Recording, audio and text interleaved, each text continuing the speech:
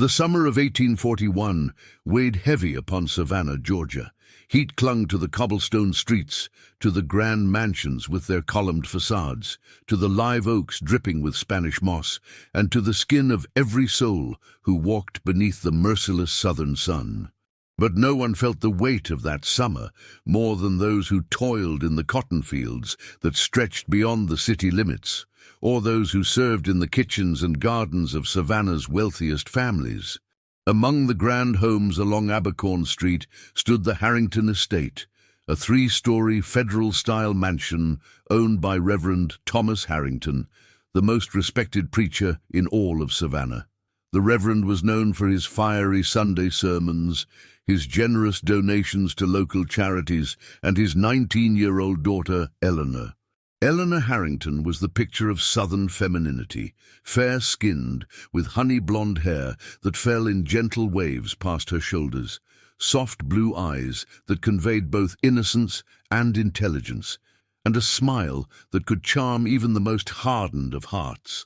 She played the piano beautifully, spoke fluent French, and could recite entire passages from the Bible from memory. The eligible young men of Savannah's highest society vied for her attention at every social gathering, but Eleanor had shown little interest in their advances. What few knew about Eleanor was that beneath her perfectly cultivated exterior beat a heart filled with questions, dangerous questions about the world around her and the institutions her father so vehemently defended from his pulpit. "Eleanor, child, you must hurry.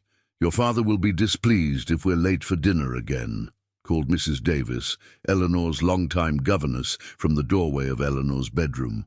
Eleanor sat at her writing desk, quickly closing her journal as Mrs. Davis entered. "Yes, of course. I've just been writing in my diary about today's events." Mrs. Davis eyed the leather-bound book suspiciously. "You spend far too much time with your nose in books and journals. A young lady of your standing should be focused on more practical matters." She moved to Eleanor's wardrobe and pulled out a pale blue dress. "Wear this tonight. Your father has invited Mr. Sullivan and his son for dinner." Eleanor suppressed a sigh. James Sullivan was the son of one of Savannah's wealthiest plantation owners, a man who owned more than 200 slaves and was known for his particularly harsh treatment of them. Her father had been not so subtly suggesting a match between Eleanor and James for months now. "Must I really entertain James Sullivan again?" Eleanor asked, her voice carefully controlled to hide her dismay. Mrs. Davis's expression hardened. "Your father believes it would be an excellent match. The Sullivans are one of the most respected families in Georgia." "Respected by whom?" Eleanor muttered under her breath as she stood to change her dress. "What was that?" Mrs. Davis asked sharply. "Nothing of importance," Eleanor replied, forcing a smile. An hour later, Eleanor sat at the grand mahogany dining table in the Harrington home's formal dining room, listening to her father and Mr. Sullivan discuss politics, business, and the growing problem of abolitionist sentiment in the North. "These northern agitators don't understand our way of life, Mr.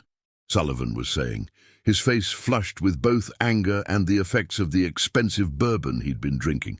"They haven't the slightest idea of the economic necessities that make our peculiar institution essential to the survival of the South." "Indeed," Reverend Harrington nodded solemnly, "and they lack the biblical understanding of the proper order of things. I addressed this very topic in my sermon last Sunday." Eleanor focused intently on cutting her roast beef into perfectly even pieces, avoiding eye contact with anyone at the table. She had heard her father's sermon, a passionate defense of slavery using cherry-picked Bible verses that made her stomach turn. "What do you think, Miss Harrington?" James Sullivan's voice broke through her thoughts. "Surely a preacher's daughter must have strong opinions on matters of moral significance." Eleanor looked up to find all eyes on her. James Sullivan was handsome in a conventional way, tall with dark hair and the confident posture of a man who had never been denied anything in his life. But his eyes were cold, calculating, watching her now with an expression that suggested he was evaluating a prized mare at auction rather than conversing with a potential wife. "I believe," Eleanor began carefully, that it is our duty as Christians to follow Christ's example of compassion and love for all God's children. An uncomfortable silence fell over the table. Her father cleared his throat loudly. "My daughter has a tender heart," Reverend Harrington said with a forced laugh. "Women are naturally inclined toward sentimentality, which is why they must rely on the rational guidance of their fathers and husbands."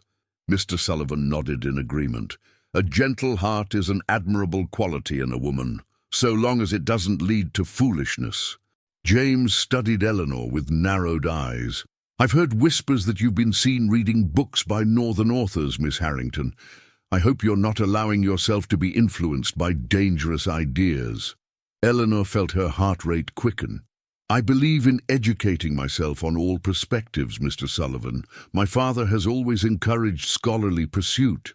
"May within appropriate boundaries," her father interjected sharply, giving Eleanor a warning look. The remainder of the dinner passed in strained conversation, with Eleanor speaking only when directly addressed. When the meal finally concluded, she excused herself to the garden for some fresh air, desperate to escape the suffocating atmosphere of the dining room. The night air was thick with humidity, but still a relief after hours of polite conversation with men whose values she secretly abhorred. Eleanor walked slowly along the garden path, passing neatly trimmed hedges and fragrant magnolia trees, until she reached the small wrought-iron bench beside the stone fountain, her favorite spot for contemplation. "Miss Eleanor!" a soft voice called from the shadows. Eleanor turned to see Mercy, one of the house slaves, standing near the kitchen entrance. Mercy was only a few years older than Eleanor, with deep brown skin and eyes that held wisdom beyond her years. She had been born on the Harrington property and had served as Eleanor's lady's maid since they were both children. "Mercy, is everything all right?" Eleanor asked, glancing back toward the house to ensure they weren't being observed. Mercy approached cautiously, her hands clutching something wrapped in cloth.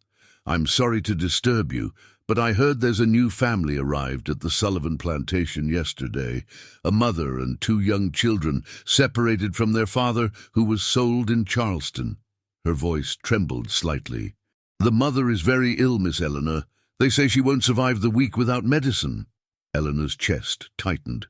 This wasn't the first time Mercy had come to her with such information, nor would it be the first time Eleanor had risked her father's wrath to help. "What does she need?" Eleanor asked quietly. "Willow bark for the fever, and whatever else you might be able to gather from your father's medicine cabinet," Mercy replied, offering the cloth bundle. "I've prepared some food from the kitchen. If you could add the medicine." Eleanor took the bundle and nodded. "I'll do what I can. Meet me at the old oak by the garden wall at midnight." Mercy's eyes filled with gratitude. "Thank you, Miss Eleanor. The Lord will bless you for your kindness." "Don't thank me yet," Eleanor whispered, "and please be careful. If my father were to discover—" "He won't," Mercy assured her. "We've been careful for months now. No one suspects." As Mercy slipped back toward the kitchen, Eleanor couldn't shake the feeling that they were being watched. She scanned the garden but saw nothing unusual, just shadows dancing in the gentle evening breeze. Still, a sense of unease settled over her as she made her way back to the house, the bundle of food hidden in the folds of her dress. Later that night, long after the Sullivan men had departed and the household had retired for the evening, Eleanor crept down the back staircase with a small satchel containing willow bark, feverfew, and a small bottle of laudanum she'd taken from her father's study. Her heart pounded so loudly she feared it might wake the entire household. The floorboards creaked beneath her feet as she made her way through the darkened house. Outside, clouds had rolled in, obscuring the moon and stars, making the night unusually dark. Perfect for secrecy, but also perfectly terrifying. Eleanor had nearly reached the kitchen door when a voice froze her in her tracks. "Going somewhere, daughter?" She turned slowly to find her father standing in the doorway to his study, a candle in one hand, casting ghoulish shadows across his severe features. "I couldn't sleep," Eleanor said, trying to keep her voice steady. "I thought a walk in the night air might help." Reverend Harrington's eyes moved to the satchel in her hand. "And what might you be carrying on this midnight stroll?" Eleanor's mind raced. "Just some lavender sachets.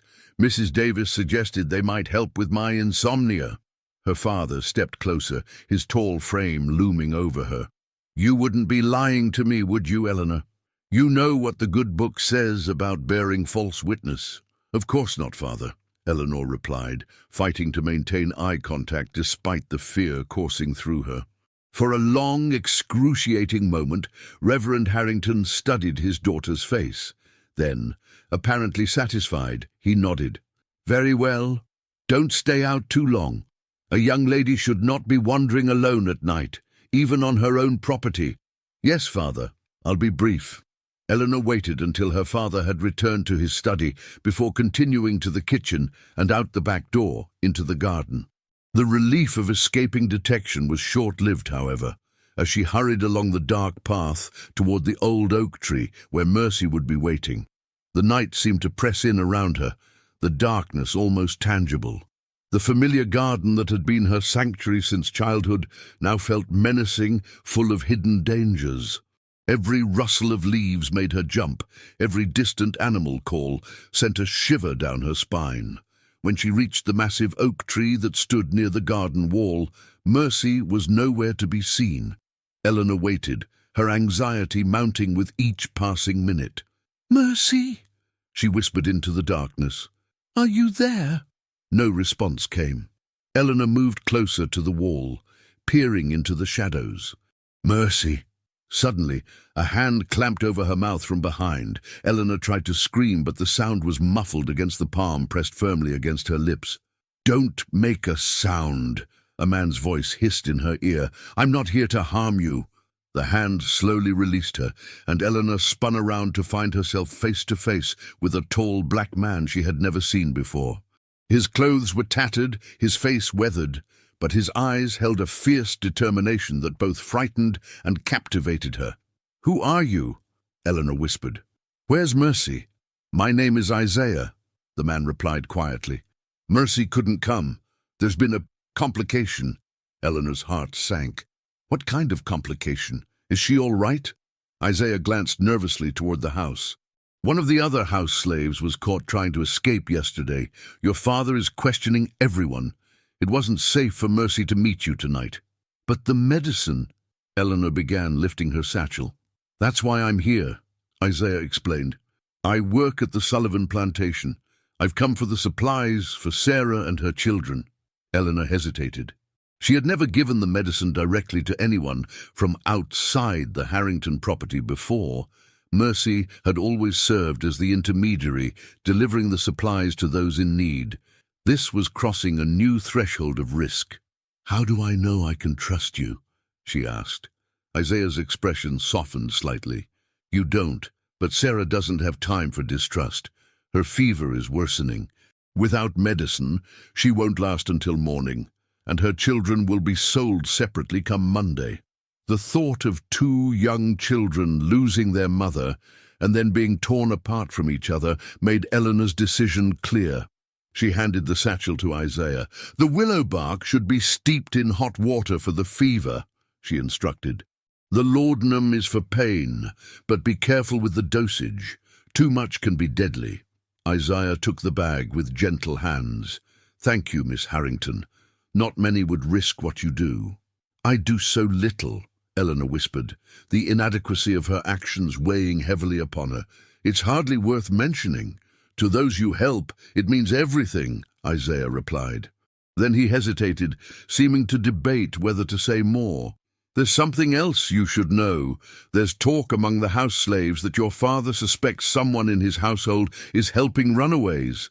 He's brought in a slave catcher to investigate." A cold dread washed over Eleanor. "When?" "He arrives tomorrow. A man named Blackwood." The name sent a chill down Eleanor's spine. Jacob Blackwood was notorious throughout Georgia for his brutality and his uncanny ability to track down escaped slaves. It was said he used methods that bordered on the supernatural to find his prey. "Be careful, Miss Harrington," Isaiah warned. If Blackwood discovers your involvement, he didn't need to finish the sentence. They both knew the consequences would be severe. How will I know if the medicine helps Sarah? Eleanor asked, changing the subject. Isaiah's expression darkened. If it works, I'll place a white stone on this wall 3 nights from now. If not, he trailed off. I understand, Eleanor said quietly. With a nod of gratitude, Isaiah disappeared into the darkness beyond the garden wall, leaving Eleanor alone with her thoughts and the growing sense that her secret charitable acts were about to become much more dangerous. As she made her way back to the house, the shadows seemed to follow her, whispering warnings with each step. The comfort of routine that had surrounded her previous nighttime missions was gone, replaced by a gnawing fear that settled deep in her stomach. Unknown to Eleanor, a figure watched from a second-story window of the Harrington home, silhouetted against the dim light of a single candle, observing her return from the garden with keen interest. The following morning dawned bright and clear, as if the darkness and tension of the previous night had been nothing but a bad dream. Eleanor awoke to the sound of unfamiliar voices downstairs, deep, authoritative voices that carried up through the floorboards despite their owners' apparent attempts to speak quietly. She dressed quickly in a simple day dress, foregoing the assistance of her lady's maid, and made her way downstairs. As she approached her father's study, the voices grew clearer. I can assure you, Mr. Blackwood, if there is someone in this household aiding fugitives, they will be discovered and punished accordingly, her father was saying, his voice tight with contained anger. Reverend Harrington, with all due respect, these matters require a delicate touch, replied a second voice, smooth as honey, but with an underlying coldness that made Eleanor shiver despite the summer heat. Those who sympathize with slaves are often the ones you'd least suspect. Family members, trusted servants, even those who publicly denounce abolitionism. Eleanor paused outside the study door, her heart racing. This must be the slave catcher Isaiah had warned her about, Jacob Blackwood. Are you implying that someone in my immediate circle could be involved in such treasonous activities? Her father demanded, outrage evident in his tone. I imply nothing, Reverend, Blackwood replied calmly. I merely state facts based on my extensive experience. The Sullivan plantation has lost 3 slaves in as many months. All evidence suggests they had help from someone with connections to both the Sullivan property and your own. Eleanor pressed herself against the wall beside the study door, straining to hear more without being discovered. What sort of evidence? Her father asked. The most recent escapee was found with medicine that Mr. Sullivan recognized as identical to the unique mixture your personal physician prepares for your household, Blackwood explained. And there have been sightings of someone matching your daughter's description near the slave quarters at unusual hours. Eleanor's blood ran cold. She had indeed visited the Sullivan plantation twice in recent months, ostensibly to deliver baked goods to Mrs. Sullivan during her illness, but in reality to pass medicines and information to Mercy, who had relatives among the Sullivan slaves. That's preposterous, her father exclaimed. Eleanor is a God-fearing girl who understands the natural order of things. She would never involve herself in such dangerous foolishness. I'm sure you're right, Blackwood conceded, though his tone suggested otherwise. Nevertheless, I'd like to speak with her and with your house slaves, particularly the girl who serves as her lady's maid. Mercy? Her father sounded surprised. She's been with our family since birth. She's loyal and obedient. Even the most loyal dog will stray if tempted with the right bait, Blackwood said. I'll need to question them all, separately and thoroughly. Unable to listen any longer without risking detection, Eleanor retreated to the dining room, where breakfast had been laid out. She forced herself to eat a few bites of toast, though her appetite had vanished entirely. Her mind raced with the implications of what she'd overheard. Someone had been caught with medicine that could be traced back to the Harrington household. Had Isaiah been captured, or was it someone else who had received supplies through their underground network? "Good morning, daughter," her father's voice startled her from her thoughts. Eleanor looked up to see Reverend Harrington standing in the doorway, accompanied by a stranger who could only be Jacob Blackwood. Blackwood was not what Eleanor had expected. Based on his reputation, she had imagined a brute of a man, physically imposing and crude in manner. Instead, Jacob Blackwood was slim and elegantly dressed, with neatly combed dark hair graying at the temples and intelligent eyes that seemed to catalogue every detail of her appearance as he offered a polite bow. "Miss Harrington, it's a pleasure to make your acquaintance," Blackwood said, his voice as smooth in person as it had been through the study door. "Your father has spoken highly of your charitable nature and devout character." Eleanor forced a smile.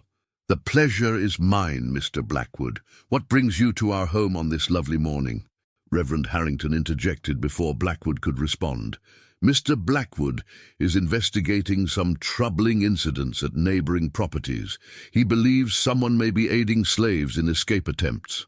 "How dreadful," Eleanor replied, careful to keep her expression appropriately concerned while betraying none of her true feelings. "I pray the culprits are swiftly brought to justice." Blackwood's smile didn't reach his eyes. "Indeed, justice is my sole purpose, Miss Harrington. The disruption of the natural order affects us all, wouldn't you agree?" "Of course," Eleanor said, meeting his gaze steadily despite the fear churning in her stomach, "though I believe our Lord teaches that mercy must temper justice." "Eleanor," her father warned, his tone sharp. Blackwood raised a hand. "No need for concern, Reverend. Your daughter makes an excellent theological point. Mercy is indeed a Christian virtue, when applied appropriately." His eyes never left Eleanor's face. "But mercy misapplied can lead to the destruction of the very fabric of our society." The conversation was interrupted by the arrival of Mrs. Davis, who entered the dining room with a harried expression. "Reverend Harrington, forgive the intrusion, but there's been an incident in the kitchen. Mercy is nowhere to be found, and her sleeping quarters appear to have been emptied of her belongings." The news hit Eleanor like a physical blow, though she fought to maintain her composure. Her father's face darkened with anger. "What? When was she last seen?" "Last night, sir, around 9 o'clock, Mrs. Davis replied. "She helped clear the dinner dishes, then retired to her quarters as usual." Blackwood's expression remained neutral, but a gleam of interest appeared in his eyes. "How unfortunate, Reverend. It seems our discussion may be more relevant than expected." Eleanor's mind raced. Had Mercy fled because of the increased scrutiny? Had Isaiah warned her about Blackwood's arrival, or was there some other reason for her sudden disappearance? "I don't understand," Eleanor said, allowing genuine confusion to colour her voice. "Mercy has always been so reliable. This isn't like her at all." "No?" Blackwood turned his penetrating gaze back to Eleanor. "You knew her well then?" "She's been my lady's maid since we were children," Eleanor replied carefully. "I considered her a trusted servant." "And did this trusted servant ever speak to you of discontent, of dreams beyond her station?" Blackwood pressed. Eleanor felt her father's eyes on her, watching for any sign of deception. "No, never. Mercy understood her place in God's plan. She seemed content with her life here. Yet she has fled in the night," Blackwood observed. "Curious behavior for one so contented, wouldn't you say?" Before Eleanor could respond, her father cut in. "Mr. Blackwood, I suggest we organize a search party immediately. Mercy couldn't have gotten far on foot." "An excellent suggestion, Reverend," Blackwood agreed. "I'd like to start by examining the slave quarters and the garden, particularly the area near the old oak tree by the southern wall." Eleanor's heart nearly stopped. How could he know about the meeting place? Had he been watching the property already? "Of course," her father nodded. "Whatever you need." "I'd also like to speak with your daughter privately," Blackwood added. "Young women often share confidences with their ladies' maids that they wouldn't dream of telling their fathers." Reverend Harrington hesitated, looking between Blackwood and Eleanor with an expression of uncertainty. "I have nothing to hide, Father," Eleanor assured him, though her racing pulse suggested otherwise. "I'm happy to assist Mr. Blackwood in any way I can." "Very well," her father conceded. Use the parlor for your discussion. I'll gather the men to begin searching the property." As her father left to organize the search party, Eleanor found herself alone with Jacob Blackwood, the most feared slave catcher in Georgia. "Shall we?" Blackwood gestured toward the parlor with exaggerated courtesy. Eleanor led the way, her mind frantically sorting through what she should say and what she must conceal. The parlor, normally a place of comfort with its elegant furniture and large windows overlooking the garden, now felt like a trap closing around her. "Please, sit," Blackwood instructed, taking control of the conversation despite being a guest in her home. Eleanor perched on the edge of a chair, her back straight, hands folded demurely in her lap, as she'd been taught a proper lady should sit. Blackwood remained standing, moving slowly around the room, examining the family portraits and decorative objects, as if searching for clues in the most mundane items. "You seem nervous, Miss Harrington," he observed without looking at her. "I'm concerned for Mercy," Eleanor replied truthfully. "If she's alone out there, she could be in danger." "Indeed," Blackwood agreed, picking up a small porcelain figurine of an angel and studying it closely. "The dangers for a young colored woman traveling alone are considerable, especially one who has stolen from her master." "Stolen?" Eleanor couldn't hide her surprise. "What do you believe she took?" Blackwood set down the figurine and turned to face her, his eyes cold and calculating. "Information, Miss Harrington. Names, locations, safe houses, the currency of the underground network that has been operating in this region for the past year." Eleanor swallowed hard. "I don't understand what you're implying." "Don't you?" Blackwood moved closer, standing directly before her chair. "Let me be plain, then. I believe your maid was part of a local abolitionist network. I believe she used her position in this household to gather information and supplies to aid escaping slaves. And I believe she may have had an accomplice, someone with access to medicine. Someone who could move freely between properties without arousing suspicion." Eleanor felt as if the air had been sucked from the room. He was describing her activities exactly, yet his focus seemed to be on Mercy rather than herself. "That's a serious accusation," she managed to say, her voice steadier than she felt. "Do you have evidence of such a conspiracy?" "Evidence gathers like storm clouds, Miss Harrington," Blackwood replied cryptically. "At first, just a wisp on the horizon, easy to dismiss or overlook, but it builds piece by piece until the deluge is inevitable." He reached into his coat pocket and withdrew a small object, holding it out for her to see. Eleanor's breath caught in her throat. It was a silver hair clip, her hair clip, that she had given to a young slave girl at the Sullivan plantation 2 months ago as a spontaneous gift when she had delivered medicine. "Recognize this?" Blackwood asked softly. Eleanor hesitated only briefly before shaking her head. "Should I?" "It was found in the possession of a 12-year-old girl who attempted to run away from the Sullivan plantation last month. A girl who, when questioned, spoke of an angel lady with golden hair who brought medicine and whispered stories of freedom." Blackwood's eyes never left Eleanor's face. "Curious, isn't it?" "The children have active imaginations," Eleanor suggested, fighting to keep her voice level, "and that looks like a common hair clip. I'm sure many ladies in Savannah own similar ones." "Perhaps," Blackwood conceded, returning the clip to his pocket. "But when combined with other evidence, medicine identical to that used in your household, found with escaped slaves, sightings of a woman matching your description near the slave quarters, and now your maid's sudden disappearance, the picture becomes clearer." Eleanor's mind raced for a plausible explanation. "Mr. Blackwood, I visit the Sullivan plantation regularly because Mrs. Sullivan and I share an interest in music.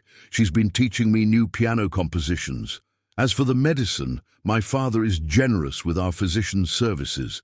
Perhaps someone from our household gave medicine to a Sullivan slave who later attempted escape. That hardly proves a conspiracy." Blackwood studied her face for a long moment. "You're quite accomplished, Miss Harrington. Not just at the piano, it seems, but at crafting explanations as well." He smiled thinly. "For now, I'll focus my investigation on finding your missing maid." But make no mistake, I will discover the truth about the activities that have been occurring between these two properties." Eleanor forced herself to meet his gaze without flinching. "I wish you success in finding Mercy. I'm truly concerned for her safety." "Are you?" Blackwood raised an eyebrow. "Or are you concerned about what she might reveal when found?" Before Eleanor could respond, the parlor door opened, and her father entered, his expression grim. "Any sign of her?" Blackwood asked, turning away from Eleanor. "None yet," Reverend Harrington replied. "But we found something disturbing in the garden." He held up a small bundle wrapped in cloth. "This was hidden in the hollow of the oak tree by the southern wall. It contains food, a map, and what appears to be instructions for reaching a safe house in North Carolina." Eleanor felt the blood drain from her face. The bundle must have been left by Isaiah, perhaps as a contingency plan for Mercy. Blackwood took the bundle, examining its contents with evident satisfaction.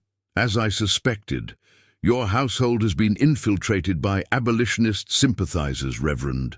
He shot a pointed glance at Eleanor. "The question remains, how deep does the corruption go?" Reverend Harrington's expression darkened. "My daughter has been answering your questions?" "She has," Blackwood confirmed, "though I'm not entirely satisfied with her answers."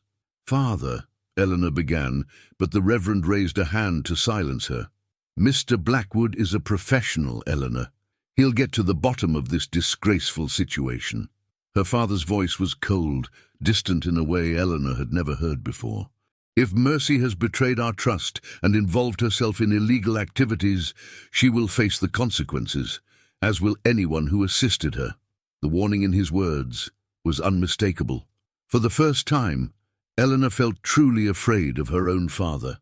"I understand," she said quietly. "I'd like to examine Miss Harrington's room," Blackwood announced, "and her personal correspondence. Conspirators often leave traces of their activities in private journals or letters." Eleanor's heart seized with panic. Her journal contained detailed accounts of her activities, helping slaves. Names, dates, medicines provided. If Blackwood found it, not only would she be implicated, but dozens of others could be endangered. "Is that really necessary?" she asked, unable to keep the alarm from her voice. Her father's eyes narrowed at her reaction. "Do you have something to hide, daughter?" "Of course not," Eleanor replied quickly. "I simply value my privacy, as any young woman would." "Privacy is a luxury afforded to those above suspicion," Blackwood said smoothly. "If you have nothing to hide, you have nothing to fear from my examination." Reverend Harrington nodded his agreement. "Show Mr. Blackwood to your room, Eleanor, and remain with Mrs. Davis while he conducts his search." Eleanor knew she had no choice but to comply. As she led Blackwood up the stairs to her bedroom, her mind raced desperately for a solution. The journal was hidden beneath a loose floorboard under her bed, a hiding place that might evade a cursory search, but would certainly be discovered by someone as thorough as Jacob Blackwood. "Your father is deeply respected in this community," Blackwood commented as they climbed the stairs. "It would be a shame to see his reputation tarnished by scandal." The threat was thinly veiled. Eleanor understood perfectly what he was implying. Cooperate, or her father would suffer the consequences of her actions. "My father is a good man," she replied carefully. "He's taught me the importance of honesty and moral courage." "Interesting choice of words," Blackwood noted. "Moral courage. Some would say that aiding fugitive slaves requires a certain type of courage. Misguided, certainly, but courage nonetheless. Is that what you believe, Miss Harrington?" They had reached her bedroom door. Eleanor paused, her hand on the doorknob, weighing her response carefully. "I believe that true morality sometimes requires us to make difficult choices," she said finally, "but I also respect the laws of our country and my father's teachings." Blackwood's lips curved into a cold smile. "A diplomatic answer. You would have made an excellent politician in another life." He gestured toward the door. "Shall we?" Eleanor opened the door to her bedroom, a spacious chamber with a four-poster bed, writing desk, wardrobe, and bookshelf filled with volumes that would have been considered inappropriate for a young lady in many households. Works by Thoreau, Emerson, and even a carefully hidden copy of Frederick Douglass's narrative that had been passed to her by a northern visitor the previous year. "Mrs. Davis is waiting for you downstairs," Blackwood reminded her. "I'll conduct my search privately." Eleanor hesitated, reluctant to leave him alone with her most private possessions and the incriminating evidence hidden beneath her floorboards. "Is something wrong?" Blackwood asked, his voice deceptively gentle. "No," Eleanor forced herself to say. "Nothing at all." As she turned to leave, Blackwood called after her. "Miss Harrington?" She paused in the doorway. "Yes?" "If there is anything you wish to confess, anything that might make my search unnecessary, now would be the time. I can be merciful to those who cooperate willingly." For a moment, Eleanor was tempted. The weight of her secret life had grown heavier with each passing month, and the fear of discovery had become a constant companion. How easy it would be to unburden herself, to trust in Blackwood's promise of mercy. But then she thought of mercy, of Isaiah, of Sarah and her children, and of countless others who had risked everything for freedom. What right had she to seek comfort in confession when they faced dangers she could scarcely imagine? "There's nothing to confess, Mr. Blackwood," she replied steadily. "I have nothing to hide." The lie tasted bitter on her tongue, but she delivered it with all the conviction she could muster. Blackwood's expression revealed nothing of his thoughts. "We shall see." She. Eleanor descended the stairs with leaden feet, each step taking her further from the damning evidence in her bedroom and closer to an uncertain future. She found Mrs. Davis waiting in the hallway, her expression a mixture of concern and suspicion. "Come, child," the governess said, taking Eleanor by the arm. "Your father suggested we wait in the garden. The fresh air will do you good." As Mrs. Davis led her through the house toward the back door, Eleanor caught glimpses of the search taking place throughout the property. House slaves were being questioned in the kitchen, their faces tight with fear. Men were examining the grounds, paying particular attention to the area near the garden wall where Eleanor had met Isaiah the night before. The systematic invasion of her home, the only world she had ever known, felt surreal, as if she were watching events unfold from outside her own body. The carefully constructed facade of her life was crumbling around her, and there was nothing she could do to stop it. In the garden, Mrs.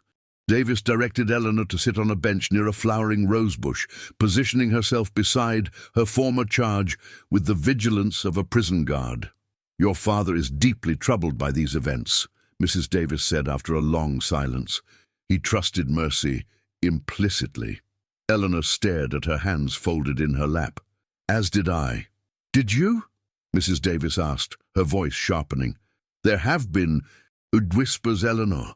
"Servants talk, you know. They say you've changed in recent months, become secretive, distant." Eleanor looked up at her governess, this woman who had been like a mother to her since her own mother's death when she was just 7 years old. "People change as they mature, Mrs. Davis. I'm nearly 20 now, no longer a child to be supervised at every moment. Ladies, no, but still a daughter with responsibilities to her father and her position in society," Mrs. Davis countered. "If you've involved yourself in dangerous activities, Eleanor, you must tell me now. Your father might still be able to protect you if you're honest before that man finds evidence of wrongdoing." For a brief, wild moment, Eleanor considered confiding in Mrs. Davis. The older woman had always shown her kindness, had even occasionally expressed private doubts about certain aspects of Southern society. But the risk was too great. If Mrs. Davis chose loyalty to Reverend Harrington over loyalty to Eleanor, any confession would only hasten her downfall. "There's nothing to tell," Eleanor insisted. "I'm as shocked by Mercy's disappearance as anyone." Mrs. Davis studied her face for a long moment, then sighed heavily. "I pray that's true, child, for your sake and your father's." They sat in uncomfortable silence for nearly an hour, the summer heat building around them as the sun climbed higher in the sky. Eleanor's thoughts churned with fear and desperate plans. If Blackwood found her journal, should she run? Where would she go? Who would help her? The same underground network that had helped so many slaves to freedom might aid her as well. But how would she make contact without mercy? The sound of approaching footsteps drew Eleanor's attention. Her father and Jacob Blackwood were walking toward them across the lawn, their expressions unreadable. Eleanor rose to her feet, her heart pounding so violently she feared it might be visible through her dress. This was the moment of truth. Either Blackwood had found her journal, or by some miracle it had remained hidden. "Eleanor," her father began, his voice strained, "Mr. Blackwood has completed his search of your room." Eleanor struggled to breathe. "Yes. He found nothing to suggest your involvement in any inappropriate activities," her father continued. "However, he did discover something concerning in Mercy's quarters." Relief washed over Eleanor so intensely that her knees nearly buckled. Her journal was safe, but what had they found in Mercy's room? "What was it?" she asked. Blackwood reached into his pocket and produced a folded piece of paper. "A letter, Miss Harrington, addressed to you." He handed it to her. "It appears your maid left it behind in her haste to depart." With trembling fingers, Eleanor unfolded the letter. The handwriting was unmistakably Mercy's, though the penmanship was rougher than usual, as if written in great haste. "Miss Eleanor, by the time you read this, I will be gone. I'm sorry for leaving without a proper goodbye, but circumstances have made it necessary. Do not worry for me. I go to join my brother in the north, where we can live as God intended in freedom. I know of your kindness to my people, and I will carry that knowledge with me always. But I fear your activities have not gone unnoticed. There are eyes watching the oak tree. There are ears listening at doors. For your safety, you must stop now. Destroy this letter and tell no one of what you've done. Your father would never understand, and there are those who would see you severely punished. May God protect you as you have protected others. With gratitude and love." Mercy Eleanor's hands shook as she finished reading. The letter was both a warning and a death sentence. While Mercy had not explicitly detailed Eleanor's activities, the implication of her involvement was clear enough to raise serious questions. "Well?" her father demanded. "What does she say?" Eleanor looked up, meeting first her father's anxious gaze, then Blackwood's coldly calculating one. She knew in that moment that Blackwood had already read the letter. He was watching her reaction, waiting to see how she would respond to this new development. "She says she's gone north to join her brother," Eleanor replied, choosing her words carefully. "She apologizes for leaving without notice and thanks me for my kindness to her over the years." "May I see the letter?" her father asked, extending his hand. Eleanor hesitated, then handed it over, knowing she had no choice. She watched her father's face darken as he read, his expression shifting from concern to anger to something approaching horror. "I know of your kindness to my people," he read aloud, his voice rising. "Your activities have not gone unnoticed." "What activities, Eleanor? What have you done?" "Ah, Mercy must have misunderstood," Eleanor said desperately. "I've shown kindness to the house slaves as any Christian would. Perhaps she interpreted that as something more significant than it was." Blackwood's lips curled into a thin smile. "A generous interpretation, Miss Harrington. But combined with the bundle found at the oak tree and the references to watching eyes, it paints a rather damning picture." "You searched my room," Eleanor reminded him, fighting to keep her voice steady. "You found nothing to suggest any wrongdoing on my part." "Not in your room, no," Blackwood agreed. "But absence of evidence is not evidence of absence, as they say. The letter strongly suggests your involvement in illegal activities, regardless of what physical evidence we've found thus far." Reverend Harrington folded the letter with shaking hands. "Eleanor, if you have involved yourself in abolitionist activities, you must tell me now. As your father and as a man of God, I implore you to speak the truth." Eleanor looked into her father's eyes and saw genuine pain there. He was offering her a chance at confession, at redemption through honesty. But confession would mean betraying everyone she had helped, everyone who might still need her help in the future. "Father, I swear to you I have done nothing wrong," she said firmly. Mercy's letter is confusing, but I believe she was simply afraid and confused herself. Perhaps she feared Mr. Blackwood's investigation would somehow implicate her, even though she's innocent. Her father studied her face for a long moment, searching for signs of deception in the features he knew so well. Whatever he saw there seemed to satisfy him, at least partially. "Very well," he said finally. "Until we have evidence to the contrary, I choose to believe my daughter's word." He turned to Blackwood. "Mr. Blackwood, I thank you for your assistance thus far, but I believe we can handle the matter of Mercy's disappearance ourselves from this point forward." Blackwood raised an eyebrow. "With all due respect, Reverend, my investigation is far from complete. The letter clearly suggests a broader conspiracy." "I said we can handle it ourselves," Reverend Harrington interrupted, his voice hardening. "My daughter has given her word, and that is sufficient for me. If you wish to continue your investigation of the Sullivan property incidents, you are welcome to do so, but my household is no longer part of your inquiry." Eleanor could scarcely believe what she was hearing. Her father was dismissing Blackwood, choosing to trust her word, despite the damning implications of Mercy's letter. It was a display of faith she hadn't expected and wasn't sure she deserved. Blackwood's expression darkened momentarily before smoothing into a mask of professional courtesy. "As you wish, Reverend. It's your right to protect your family's privacy." He turned to Eleanor, his eyes cold. "I congratulate you, Miss Harrington. Your father's trust in you is admirable. I hope it isn't misplaced." The threat in his words was unmistakable, but Eleanor met his gaze steadily. "Thank you for your concern, Mr. Blackwood. I appreciate your diligence in this difficult matter." Blackwood offered a stiff bow. "This isn't the end of our association, Miss Harrington. I suspect our paths will cross again soon." With that ominous prediction hanging in the air, Blackwood took his leave, striding across the garden toward the front of the house where his horse waited. When he was out of earshot, Reverend Harrington turned to Eleanor, his expression grave. "I have defended you today because you are my daughter and because I cannot bring myself to believe you would betray everything I have taught you.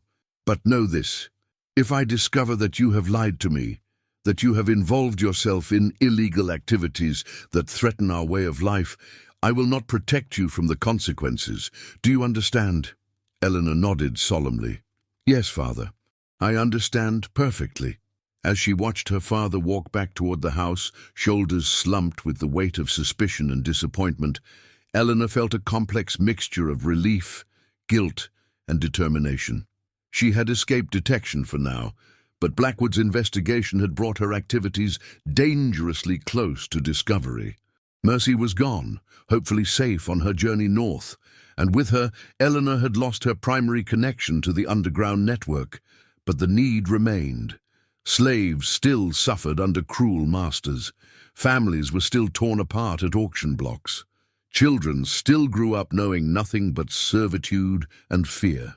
As long as these injustices continued, Eleanor knew she could not simply return to her life of privilege and pretend that nothing had changed. She would have to be more careful now, more selective in who she helped and how. But she would not stop. She could not stop, not when there were still whispers of freedom to be carried on the midnight air. 3 days after Jacob Blackwood's visit, life at the Harrington estate had settled into an uneasy rhythm.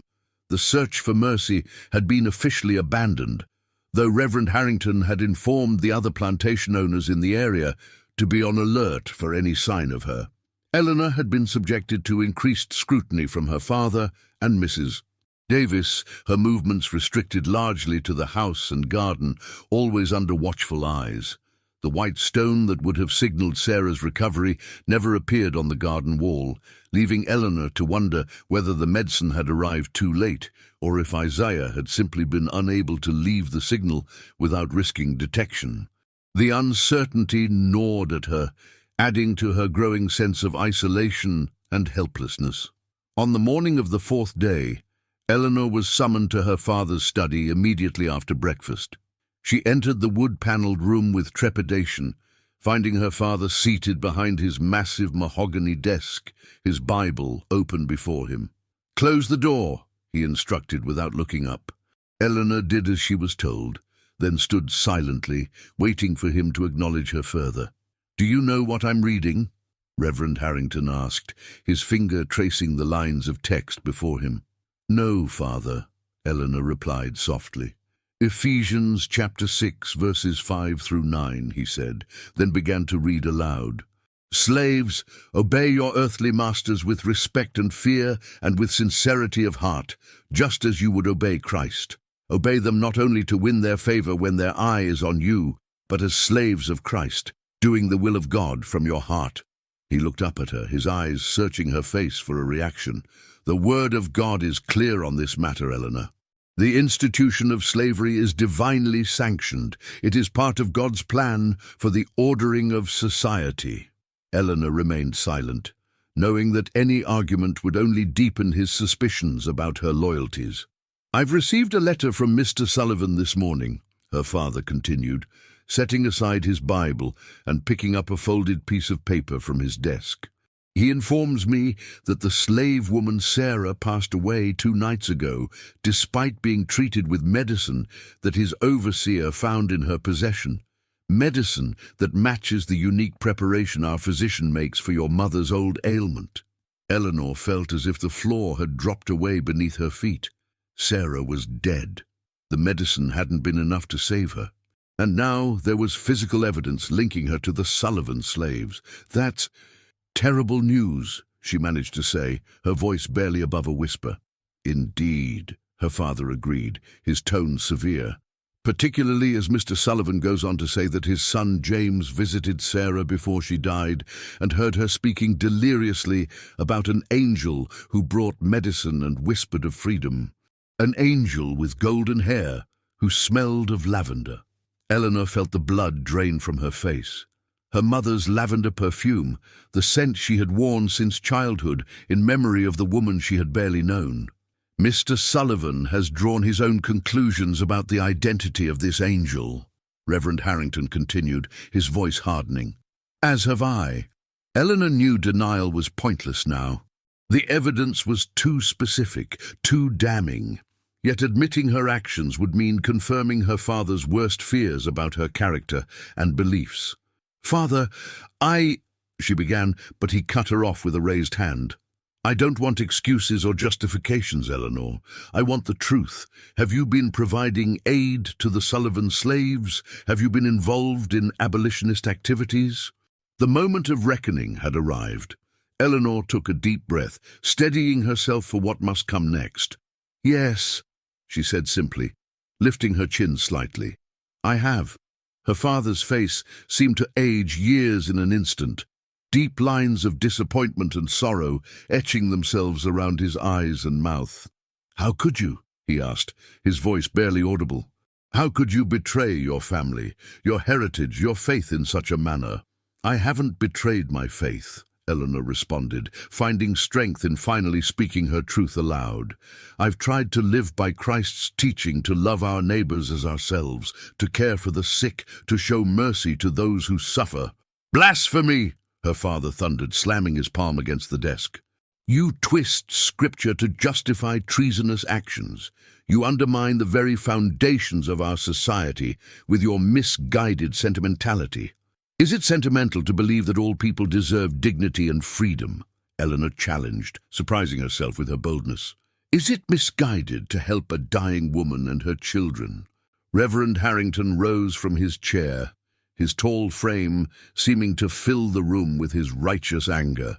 "You speak of things you do not understand. Our economy, our way of life depends upon the institution that you so cavalierly seek to destroy. Without it, chaos would reign, the natural order would collapse." Perhaps it should collapse," Eleanor said quietly, "if it depends on human suffering to sustain it." Her father stared at her as if seeing a stranger before him. "Who has poisoned your mind with these ideas? Was it that northern tutor I hired last year, or have you been corresponding with abolitionists behind my back?" "No one poisoned my mind, Father," Eleanor replied. "I simply opened my eyes to the suffering around me and listened to my conscience." "Your conscience," he repeated bitterly. "Your conscience has placed this entire family in danger. Do you understand what would happen if word of your activities spread beyond the Sullivans? My position in the community, in the church, would be untenable. We could lose everything." "I never meant to harm you or our family," Eleanor said, genuine remorse coloring her voice.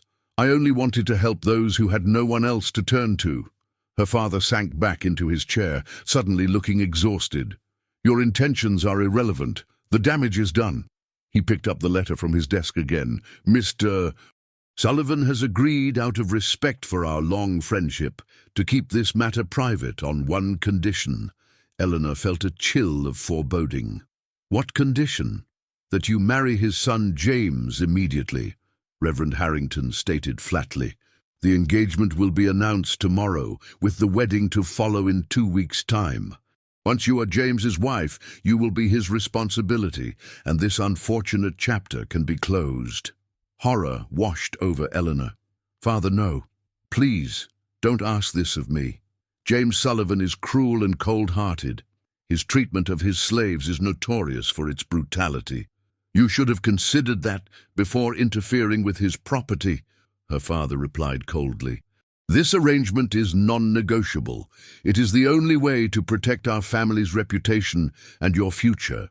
"My future?" Eleanor echoed incredulously. "What future will I have as the wife of a man I despise, living on a plantation where I'll be forced to witness daily the very abuses I've tried to alleviate?" "Oh, you will have the future appropriate to a young woman of your station," her father answered. "You will be a wife and eventually a mother. You will maintain a respectable household and uphold the values and traditions of our society, whether you believe in them or not." Eleanor felt tears stinging her eyes, but she blinked them back, refusing to show weakness. "And if I refuse?" Her father's expression hardened. "Then I will have no choice but to turn evidence of your activities over to the authorities. Mr. Blackwood would be most interested in your journal, I imagine." Eleanor gasped.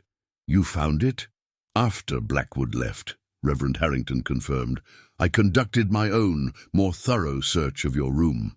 The loose floorboard beneath your bed was an unoriginal hiding place." Her last hope collapsed.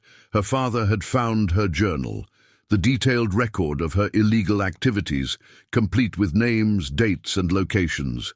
With that evidence, she could be convicted of multiple crimes against the state. "You would see your own daughter imprisoned?" she asked, her voice breaking. "Or worse." "I would see you married and safe," her father corrected. "The alternative is unthinkable, but it exists should you force my hand." He sighed heavily, a hint of the father she had once known breaking through his stern exterior. "Eleanor, please understand. I'm trying to salvage what I can from this disastrous situation. James Sullivan is not the husband I would have chosen for you under normal circumstances, but he is willing to take you despite your indiscretions. That alone is a mercy you should appreciate." Eleanor felt trapped, cornered like an animal with no escape. Marriage to James Sullivan would be a life sentence of misery, but the alternative was prosecution and possibly death. Neither option offered any hope for the future she had imagined for herself. "May I have time to consider?" she asked, though she already knew the answer. "There is nothing to consider," her father replied firmly. "The decision has been made. You will marry James Sullivan 2 weeks from Sunday. Until then you will remain in this house under constant supervision. Mrs. Davis will sleep in your room to ensure you don't attempt to follow your maid's example and flee in the night." Eleanor felt the last of her strength draining away. "Yes, father," she whispered, defeat washing over her like a cold wave. "You may go." Reverend Harrington dismissed her, turning his attention back to his Bible as if seeking solace in its familiar words. Eleanor left her father's study with leaden steps, her mind numb with shock and despair. The hallway seemed to stretch endlessly before her, the familiar surroundings of her childhood home suddenly alien and hostile. As she passed the grand staircase, a movement caught her eye. James Sullivan himself, emerging from the parlour with a triumphant smile on his handsome face. "Miss Harrington," he greeted her, his voice smooth as silk but his eyes cold as winter frost. "I understand congratulations are in order." Eleanor stopped, forcing herself to meet his gaze despite the revulsion that crawled across her skin at his presence. "Mr. Sullivan, I wasn't aware you were here." "I arrived while you were speaking with your father," James explained, moving closer until he stood just a few feet away. "I wanted to be present for the happy announcement of our engagement." "There's nothing happy about it," Eleanor replied, unable to maintain the pretense of civility. "We both know this arrangement is born of coercion, not affection." James's smile widened, revealing perfect white teeth that reminded Eleanor of a predator's. "Come now, Eleanor. May I call you Eleanor? After all, we'll be husband and wife soon enough. There's no need for such hostility. I'm offering you protection from the consequences of your foolish actions. Most men wouldn't be so generous." "Generous?" Eleanor repeated incredulously. "You're blackmailing me into marriage." James moved even closer, close enough that Eleanor could smell the bourbon on his breath. "I prefer to think of it as claiming what I've wanted for some time now, by whatever means necessary." His eyes traveled over her figure in a way that made her feel violated. "You've always been the prize of Savannah society, Eleanor. The preacher's beautiful, virtuous daughter. How delicious to discover that beneath that pious exterior beats the heart of a rebel." Eleanor took a step back, fighting the urge to flee. "If you think I'll be a docile wife who overlooks your cruelties, you're mistaken." "On the contrary," James replied, reaching out to catch a strand of her hair between his fingers. "I'm counting on your spirit. Breaking it will be half the pleasure of our marriage." Eleanor jerked away from his touch, her skin crawling. "You're a monster, and you're a traitor to your race and class," James countered smoothly. "But soon you'll be my wife, and I'll have a lifetime to teach you your proper place." He glanced at his pocket watch. "I must speak with your father about the settlement details. I'll call on you tomorrow to make our engagement official in the eyes of society." As he walked past her toward her father's study, he paused to whisper in her ear, "By the way, Sarah's children have already been sold to separate buyers. One to Florida, the other to Louisiana. A fitting consequence for their mother's attempted escape, don't you think?" Eleanor felt physically ill at his words, at the casual cruelty with which he delivered news designed to wound her deeply. She stood frozen in the hallway, unable to move or speak, as James disappeared into her father's study, closing the door firmly behind him. The reality of her situation crashed over her with devastating clarity. In 2 weeks' time, she would be legally bound to a man who took pleasure in causing pain, who separated children from their mothers without a second thought, who viewed her spirit as something to be broken for his amusement. She would be powerless to help anyone, even herself, unless she found a way to escape. The thought came unbidden, but once formed it took root with surprising force. Mercy had escaped. Countless slaves had risked everything for a chance at freedom in the North. Why should she accept a fate arguably worse than death without at least attempting to forge her own path? But how? Her father had promised constant supervision. Mrs. Davis would be sleeping in her room. The house slaves would surely be instructed to report any unusual behavior. And even if she managed to leave the property, where would she go? Who would help the daughter of Reverend Harrington, known throughout Georgia for his pro-slavery sermons? As Eleanor climbed the stairs to her bedroom, her mind raced through possibilities, each seeming more desperate and unlikely than the last. She had some money saved, pin money and small gifts from relatives over the years, perhaps enough to purchase a train ticket, but she would be recognized immediately if she attempted to board a train in Savannah. She needed help. She needed someone who knew the secret routes north, someone who could guide her through the dangerous journey ahead. She needed the very network she had helped to support, but with Mercy gone, Eleanor had no direct connection to that network. Or did she? Isaiah, the man she had met at the garden wall. He had known Mercy, had been part of the underground system operating between the plantations. If she could somehow get a message to him. But the garden was being watched now. Any attempt to approach the wall would be noted and reported to her father. As Eleanor reached her bedroom door, a sudden realization struck her. The Sullivans would be attending Sunday services tomorrow, as they did every week. James would be there, sitting in the family pew, watching her with those cold, calculating eyes.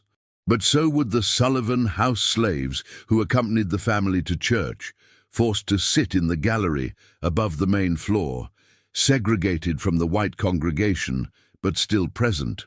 Isaiah had mentioned that he worked at the Sullivan plantation. Was it possible he would be among the slaves brought to church? And if so, could she find a way to pass him a message without being observed? It was a desperate plan, fraught with risk, but it was the only hope Eleanor could see in the darkness that had engulfed her life. For the remainder of the day, Eleanor played the role of the dutiful, if subdued, daughter. She took meals with her father in strained silence, practiced piano in the parlor under Mrs. Davis's watchful eye, and retired early to her bedroom, claiming a headache from the emotional strain of the day's revelations. Mrs. Davis prepared a pallet beside Eleanor's bed, making it clear that she would be monitoring her former charge throughout the night. Eleanor pretended to accept this arrangement with resigned grace, while her mind worked feverishly on the details of her nascent escape plan. She needed to create a message that only Isaiah would understand, something that could be passed in a moment of distraction, something that wouldn't raise alarm if intercepted. And she needed to identify him among the Sullivan slaves, a man she had seen only once, in darkness, for just a few minutes. As Eleanor prepared for bed, these problems seemed almost insurmountable. Yet the alternative, a lifetime bound to James Sullivan, gave her the courage to continue plotting, despite the odds against success. "Try to rest, child," Mrs. Davis said as Eleanor slipped beneath the covers of her bed. "Tomorrow will be a busy day with the announcement of your engagement." "Yes, Mrs. Davis," Eleanor replied softly, the word engagement tasting like ash in her mouth. "It's not as bad as it seems," the older woman offered, her voice gentler than it had been since Mercy's disappearance. "Marriage often begins as a practical arrangement. Affection can grow over time." Eleanor stared up at the canopy of her bed. "Do you truly believe James Sullivan is capable of affection, Mrs. Davis?" The governess was silent for a long moment. "It's not my place to judge the character of your future husband," she said finally, "but I will pray that God softens his heart toward you." "Thank you," Eleanor whispered, though she had little faith that prayer alone would transform James Sullivan into a decent husband. As the candle was extinguished and darkness settled over the room, Eleanor listened to Mrs. Davis's breathing gradually slow and deepen into the rhythm of sleep. Only then did she allow herself to silently weep, for Sarah and her separated children, for her own lost freedom, and for the uncertain future that awaited her whether she stayed or fled. The tears eventually subsided, leaving Eleanor with a strange sense of clarity. She would try to reach Isaiah tomorrow. She would risk everything on one desperate chance at escape. And if she failed, at least she would know she had fought against the fate others had chosen for her. With that resolution firmly in mind, Eleanor finally drifted into an uneasy sleep, her dreams filled with running figures, looming shadows, and the haunting image of a white stone placed upon a garden wall, a signal of hope that had never come. The following morning dawned bright and clear, sunlight streaming through Eleanor's bedroom windows with cruel cheerfulness, as if mocking the darkness of her circumstances. She dressed carefully for church in a pale yellow gown that her father had always particularly admired, her every movement observed by Mrs. Davis, who had scarcely let Eleanor out of her sight since waking. "You look lovely, dear," Mrs. Davis commented as she fastened the buttons at the back of Eleanor's dress. "Despite everything, this is still an important day for you. Your engagement to Mr. Sullivan will secure your future." Eleanor met the older woman's eyes in the mirror. "My future as a prisoner, you mean?" Mrs. Davis's hand stilled momentarily. "That's not a helpful attitude, Eleanor. James Sullivan is a respected gentleman from one of Savannah's finest families. Many young ladies would be thrilled at such a match." "Then he should marry one of them instead," Eleanor replied bitterly. "Enough," Mrs. Davis said sharply. "Your father has been more than patient with your rebellious behavior. It's time you accepted the consequences of your actions with dignity and grace, as befits a young woman of your upbringing." Eleanor said nothing more, knowing that further argument would only cement Mrs. Davis's determination to watch her even more closely.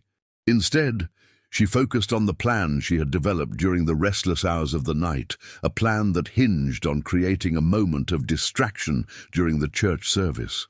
As they descended to the first floor, Eleanor could hear her father's voice from his study, speaking with someone whose responses were too low to distinguish.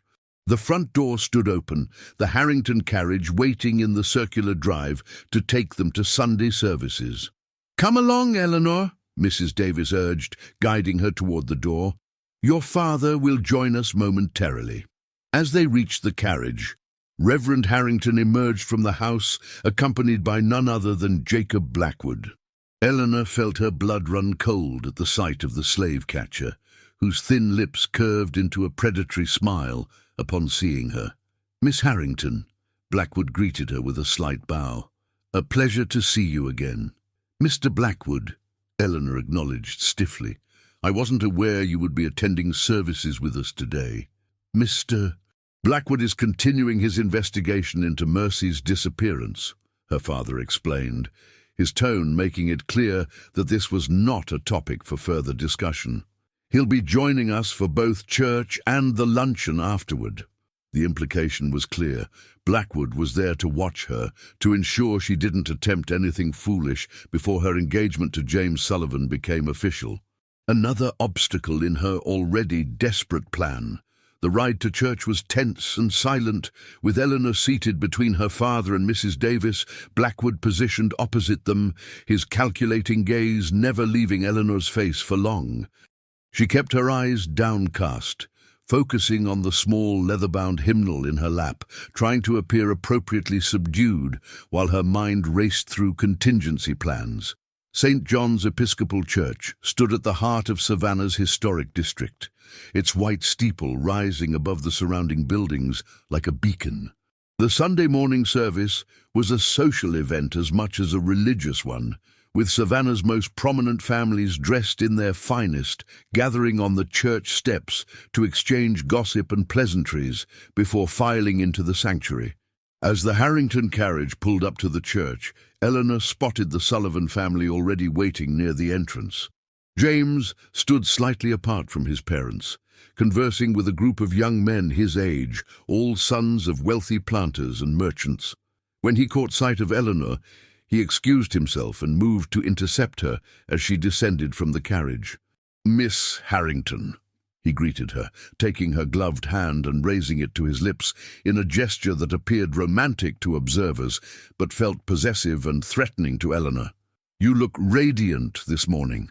"Mr. Sullivan," Eleanor replied, her voice carefully controlled. "I trust you're well." "Never better," James assured her, offering his arm. "Shall we enter together?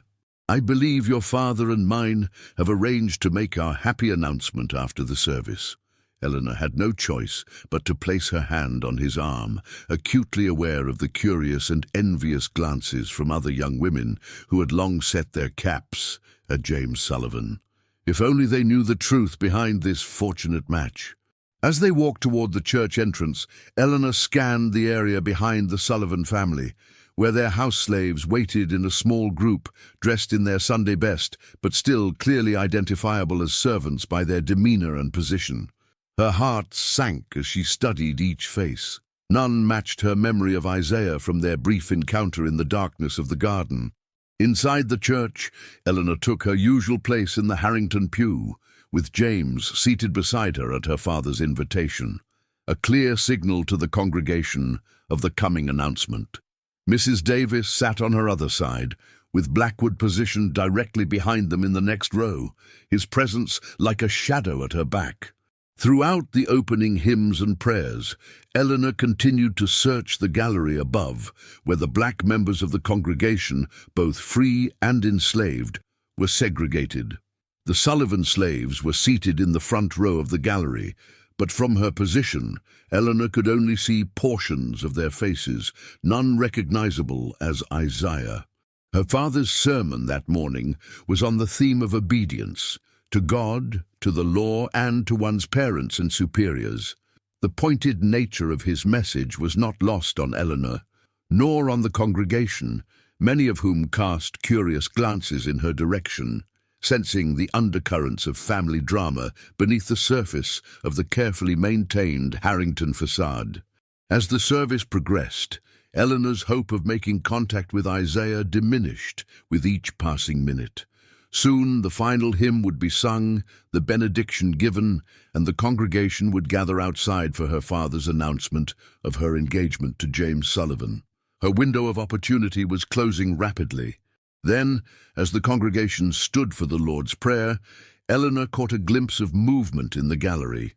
A tall man had shifted slightly, leaning forward with his hands braced against the railing, his face now clearly visible in a shaft of sunlight streaming through the stained glass windows. Isaiah. Eleanor's heart leapt with recognition.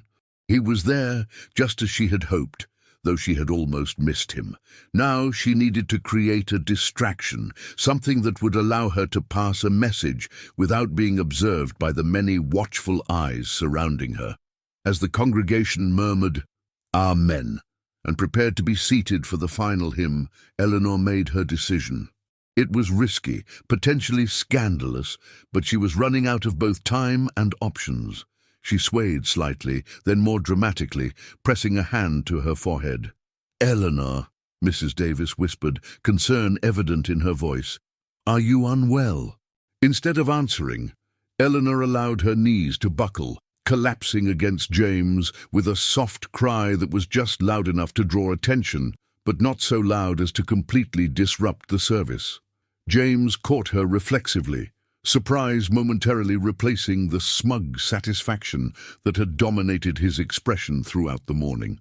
"Miss Harrington," he questioned, supporting her weight awkwardly. "I need air," Eleanor gasped, making a show of struggling to breathe in her tightly laced corset. "Please." Mrs. Davis was immediately at her side, as Eleanor had known she would be. "We should take her outside," she instructed James, quickly but discreetly. Together, James and Mrs.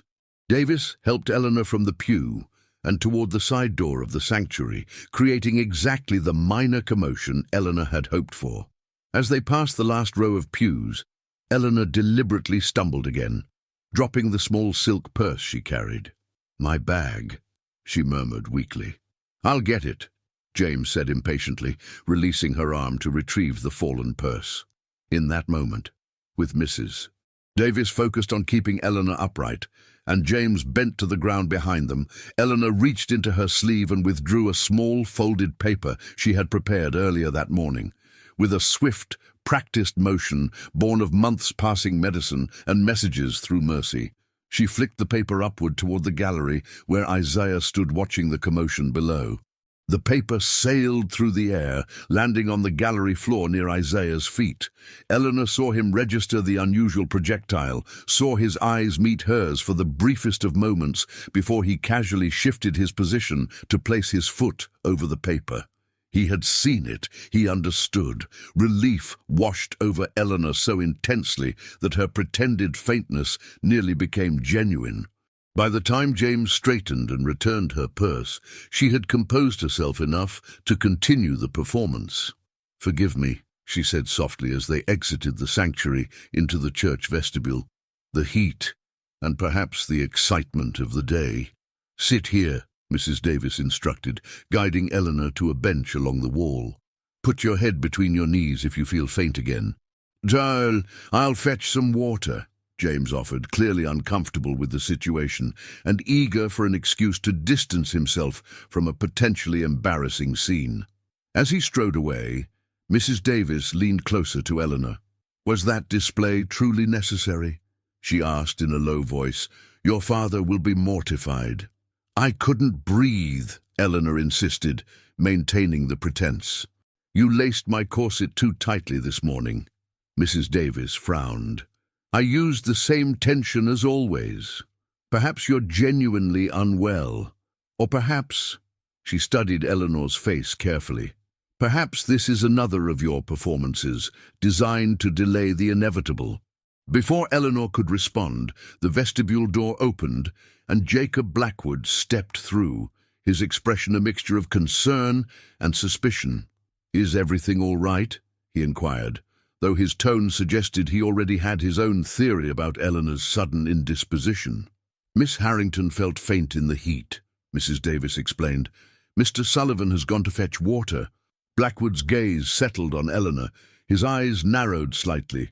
How unfortunate, especially on such an important day. I do hope you'll recover in time for the announcement. The threat underlying his words was clear. He suspected her of creating a diversion, though he couldn't possibly know why. Eleanor forced herself to appear appropriately distressed and embarrassed. I'm feeling somewhat better already, she assured him. Just a momentary spell. The service was quite moving. Indeed, Blackwood agreed dryly. Your father's sermon on obedience was particularly relevant. James returned with a cup of water, saving Eleanor from having to respond to Blackwood's pointed comment. She accepted the water gratefully, taking small sips while the three of them watched her with varying degrees of concern and suspicion. Perhaps we should return to the sanctuary for the conclusion of the service, Eleanor suggested after a moment. I wouldn't want to cause any more disruption. Are you certain you're well enough? Mrs. Davis asked. Eleanor nodded. Yes, I believe so. The fresh air has helped considerably. As they re-entered the sanctuary, slipping quietly back into the Harrington pew just as the congregation was rising for the final hymn, Eleanor cast one last glance toward the gallery. Isaiah was singing along with the rest of the congregation, his expression carefully neutral, but as the hymn reached its final verse, he touched his pocket briefly, a gesture so subtle that only someone watching for it would have noticed. He had the note. Whatever happened next, at least Eleanor had succeeded in making contact. The remainder of the service passed in a blur. As the congregation filed out into the bright sunshine, Eleanor found herself at the center of attention, with James Sullivan's hand possessively clasping her elbow and curious glances directed their way from all sides. Word had clearly spread that an announcement was forthcoming. On the church steps, Reverend Harrington raised his hands for silence, his authoritative presence immediately commanding the attention of the gathered crowd. Friends and neighbors, he began, his resonant voice carrying easily across the churchyard. It gives me great pleasure to share joyous news with you all today. My beloved daughter Eleanor has accepted a proposal of marriage from Mr. James Sullivan. A ripple of excited whispers spread through the crowd, followed by polite applause. James stepped forward, pulling Eleanor with him, and addressed the congregation with a confident smile. I am truly blessed to have won the hand of Miss Harrington, he declared, his voice carrying the practiced cadence of a man accustomed to public speaking. Our families have long been pillars of this community, and our union will only strengthen the values and traditions we all hold dear. More applause followed, along with calls of congratulations from James's friends and admiring glances from young women who had hoped to secure him for themselves. Eleanor forced herself to smile, to play the role of the blushing bride-to-be, all the while acutely aware of Blackwood watching her from the edge of the crowd, his expression calculating. As the initial excitement subsided and people began to disperse, many stopping to offer personal congratulations to the newly engaged couple, Eleanor caught sight of the Sullivan slaves being herded toward the waiting Sullivan carriage. Isaiah was among them, his tall frame easily distinguishable from his companions. For the briefest of moments, their eyes met across the crowded churchyard.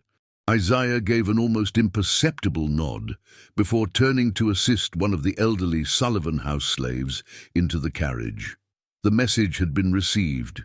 Now, all Eleanor could do was wait and hope that her desperate plea for help would not go unanswered. The day of Eleanor's message to Isaiah marked the beginning of the most agonizing period of waiting she had ever experienced. For 3 days and nights, she continued to play her role as the reluctant but resigned bride-to-be, enduring James Sullivan's daily visits with as much grace as she could muster, all while being watched constantly by either Mrs. Davis or her increasingly suspicious father. The message she had passed to Isaiah had been simple and direct. Need escape before wedding. Garden wall, midnight Thursday. Will watch for white stone. If Isaiah had understood and was willing to help, he would place a white stone on the garden wall, the same signal they had arranged for news of Sarah. If not, Eleanor would have to find another way to avoid her impending marriage or resign herself to a lifetime of misery as James Sullivan's wife. Wednesday night, Eleanor stood at her bedroom window, gazing out at the garden bathed in moonlight. From this vantage point, she could just make out the section of wall where she had met Isaiah 10 days earlier, a lifetime ago it seemed. There was no white stone visible, but she hadn't truly expected one yet. Thursday was still a day away. "You should be in bed, Mrs. Davis's voice came from behind her. "It's nearly midnight." Eleanor turned from the window reluctantly. "I was just looking at the stars. They're particularly bright tonight." Mrs. Davis's expression softened slightly. "I remember when you were a little girl, you used to believe that stars were angels watching over us. You would wave to them from this very window." "I remember," Eleanor said softly, a wave of nostalgia washing over her for the innocent child she had once been, untouched by the harsh realities of the world her father helped to uphold. "Your mother loved the stars too," Mrs. Davis continued, her voice gentler than it had been in days. "She taught you their names in the summer evenings before she fell ill." Eleanor felt a lump form in her throat. Her memories of her mother were fragmented and faded, a gentle voice, the scent of lavender, hands guiding her own across piano keys. "I wish she were here now," she whispered. "She would want you to be sensible," Mrs. Davis said, the momentary softness receding, "to accept your father's guidance and make the best of your situation." "Would she?" Eleanor challenged quietly. "Or would she understand why I cannot marry a man like James Sullivan? A man who takes pleasure in cruelty, who separates children from their mothers without a second thought." Mrs. Davis sighed heavily. "Your mother was a gentle soul who believed in kindness, it's true, but she also understood the importance of a woman's duty to her family and society. She would not have encouraged rebellion." "You cannot know that," Eleanor replied, "and neither can I. That's the tragedy of losing her so young. I'll never know what counsel she might have offered in this moment." A silence fell between them, heavy with unspoken thoughts and the weight of decisions that could not be undone. Finally, Mrs. Davis gestured toward the bed. "It's late. You need your rest. Mr. Sullivan will be calling again tomorrow to discuss wedding arrangements." Eleanor moved away from the window and toward her bed, her mind still fixed on the garden wall and the hope of a white stone that might appear tomorrow night. As she slipped beneath the covers, a new thought occurred to her, one that might help secure her chance at escape. "Mrs. Davis," she said hesitantly, "would you consider sleeping in your own room tomorrow night?" The governess raised an eyebrow. "Why would I do that when your father has specifically instructed me to monitor you?" Eleanor chose her words carefully.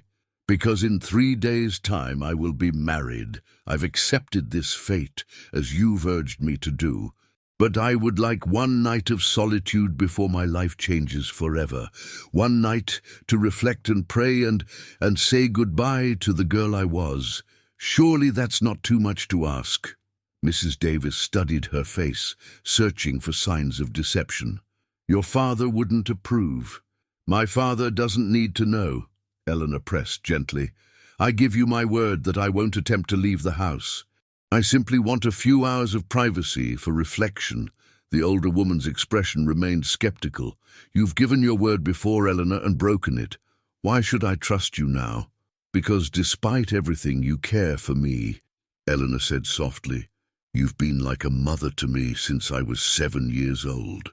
You know in your heart that forcing me to marry James Sullivan is wrong, even if you won't say so aloud. This small kindness may be the last you can offer me before I become his property instead of my father's." Mrs. Davis flinched at the harshness of Eleanor's words, but didn't contradict them. "I'll consider it," she said finally, "but I make no promises." It wasn't much, but it was something. A small crack in the vigilant supervision that had surrounded Eleanor since Mercy's disappearance. As she closed her eyes and feigned sleep, her mind raced with possibilities. If Mrs. Davis agreed to give her privacy tomorrow night, and if Isaiah left the White Stone, signaling his help, she might actually have a chance at escape. The following day passed with excruciating slowness. James Sullivan arrived shortly after breakfast, accompanied by his mother, to discuss wedding arrangements. Eleanor sat in the parlour, nodding at appropriate intervals as Mrs. Sullivan detailed her plans for flowers, music, and the reception to follow the ceremony. James watched Eleanor throughout the conversation, his eyes cold and possessive, occasionally interjecting his own preferences with an air of finality that made it clear Eleanor's opinions were irrelevant. "The guest list has already exceeded 200, Mrs. Sullivan was saying, consulting a list in her gloved hand. "All the finest families in Georgia will be represented. It will be the social event of the season."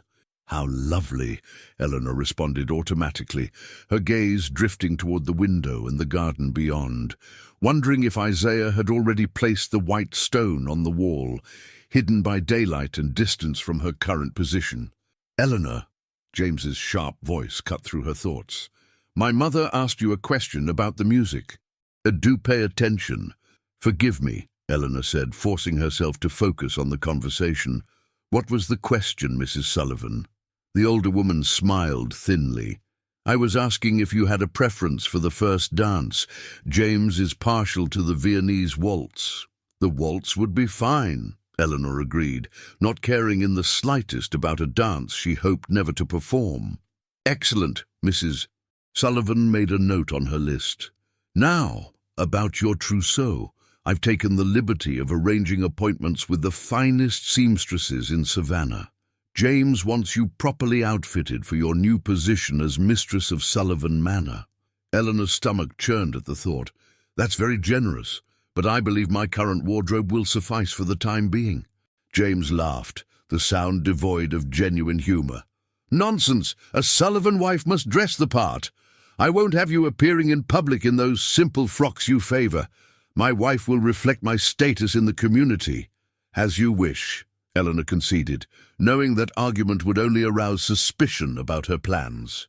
The discussion continued for another hour, with James and his mother making decisions about Eleanor's future as if she were a doll to be dressed and positioned according to their preferences rather than a living, thinking person with her own desires. When they finally departed, with James pressing a cold kiss to Eleanor's cheek and whispering, "Soon you'll be mine in every way," she felt physically ill. She excused herself to her room, claiming a headache, and spent the afternoon alternating between anxious pacing and staring out the window toward the garden wall, now tantalizingly visible in the bright afternoon light. There was no sign of a White Stone. As evening approached, Eleanor grew increasingly agitated. What if Isaiah had decided not to help her? What if he had been unable to return to the Harrington property? What if he had been caught with her message and punished? The possibilities tormented her as she picked at her dinner, barely tasting the food she mechanically raised to her lips. "You're very quiet this evening," her father observed, watching her from the head of the table. "Are you unwell?" "Just tired," Eleanor replied. "The wedding preparations are rather overwhelming." Reverend Harrington studied his daughter's face for a moment before nodding. "It's a significant undertaking, to be sure, but Mrs. Sullivan is experienced in such matters. You're fortunate to be joining a family of such standing." Eleanor bit back the retort that rose to her lips. "Yes, father," she said instead, lowering her eyes to her plate. After dinner, Eleanor retreated to the parlor to practice piano, as was her custom in the evenings. The familiar routine helped calm her nerves somewhat as her fingers moved across the keys, playing Mozart's sonata in C major from memory. The music had always been a solace, a way to express emotions that could not be voiced aloud in the confines of the Harrington household. As the last notes faded, Eleanor became aware of Mrs. Davis standing in the doorway, watching her with an unreadable expression. "That was beautifully played," the older woman commented.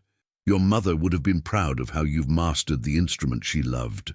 "Thank you," Eleanor said, closing the piano lid gently. "It brings me closer to her somehow." Mrs. Davis entered the parlor fully, closing the door behind her, an unusual action that immediately captured Eleanor's attention. "I've been thinking about your request," Mrs. Davis said, her voice low. "For privacy tonight." Eleanor's heart began to race. "Yes? I'm inclined to grant it," Mrs. Davis continued.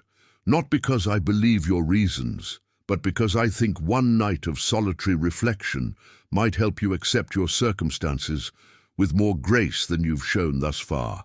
Relief washed over Eleanor, though she was careful not to let it show too plainly on her face. "Thank you, Mrs. Davis. I appreciate your understanding. There are conditions," the governess added firmly. "I will lock your bedroom door from the outside. The key will remain with me, and I will check on you through the door at regular intervals throughout the night. If you fail to respond promptly, I will enter immediately." The locked door complicated matters, but Eleanor had anticipated some form of security measure. "That seems reasonable," she agreed. "What time will you leave me to my reflections?" "After you've prepared for bed," Mrs. Davis replied. "Around 10 o'clock, I should think." That would give Eleanor 2 hours to watch for the white stone and, if it appeared, to prepare for her escape at midnight. It wasn't ideal, but it was better than having Mrs. Davis in the room with her. "Thank you," Eleanor said again, with genuine gratitude this time. "This means a great deal to me." Mrs. Davis's expression softened slightly. "I do care for your welfare, Eleanor, even if you believe otherwise. I simply have a different understanding of what that welfare requires than you do." As the clock in the hallway struck 9, Eleanor excused herself to prepare for bed.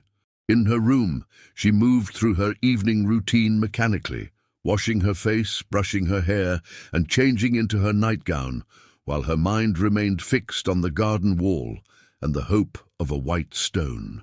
At precisely 10 o'clock, Mrs. Davis entered the bedroom for a final check. "Do you have everything you need for the night?" she asked, glancing around the room as if searching for signs of escape preparations. "Yes, thank you," Eleanor replied, seated at her vanity, continuing to brush her hair in long, measured strokes. "Very well, then. I'll leave you to your reflections," Mrs. Davis said. "Remember, I'll be checking on you periodically. I expect an immediate response when I call your name." "Of course," Eleanor agreed. With a final, searching look, Mrs. Davis left the room. Eleanor heard the key turn in the lock, followed by the sound of retreating footsteps down the hallway. The moment she was alone, Eleanor set down her hairbrush and moved to the window, her heart pounding with anticipation and fear. The night was clear, the moon nearly full, casting silver light across the garden below. She pressed her face close to the glass, straining to see the section of wall where she had instructed Isaiah to leave the sign. At first, she saw nothing unusual. Just the familiar contours of the garden, the fountain, the rose bushes, and the stone wall that marked the property's boundary. Then, as her eyes adjusted more fully to the darkness, she caught a glimpse of something pale against the dark stone of the wall. A white object, too regular in shape to be natural, placed precisely at the spot where she had met Isaiah. The white stone, the signal that help was coming. Eleanor felt a surge of hope so powerful it nearly overwhelmed her. Isaiah had received her message. He was willing to help. At midnight he would be waiting at the garden wall, but how would she get to him? Her bedroom door was locked from the outside, and her window, while large, was on the second floor, a good 20 feet above the ground below. She had no rope, nothing long enough to fashion into a makeshift ladder. Eleanor scanned her room frantically, searching for anything that might help her escape. Her gaze fell on the bed with its 4 sturdy posts and heavy linens. The sheets, the blankets, her dresses in the wardrobe, all fabric that could be torn into strips and knotted together to form a rope. Without hesitation, Eleanor set to work. She stripped the bed of its sheets and blankets, then opened her wardrobe and selected several dresses she could sacrifice, plain day dresses rather than her more elaborate gowns, which would be missed immediately.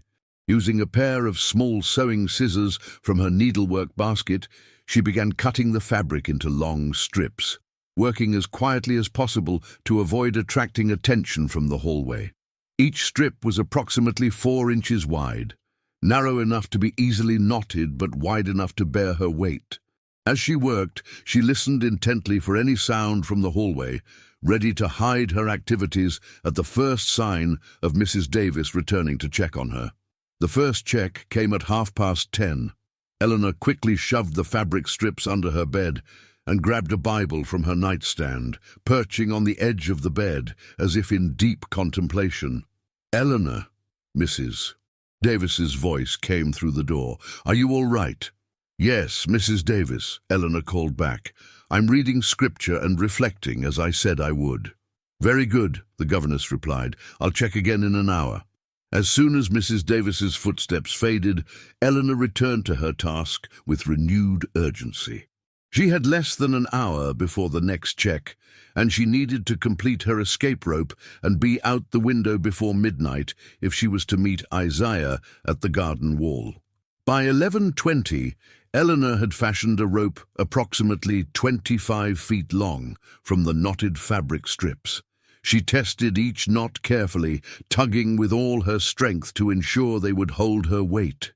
The rope wasn't pretty, but it looked sturdy enough for its purpose.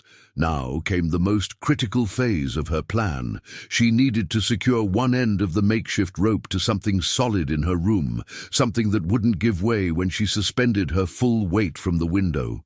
The most obvious anchor was one of the bedposts, but the bed was positioned several feet from the window, which would make the angle of descent awkward and potentially dangerous.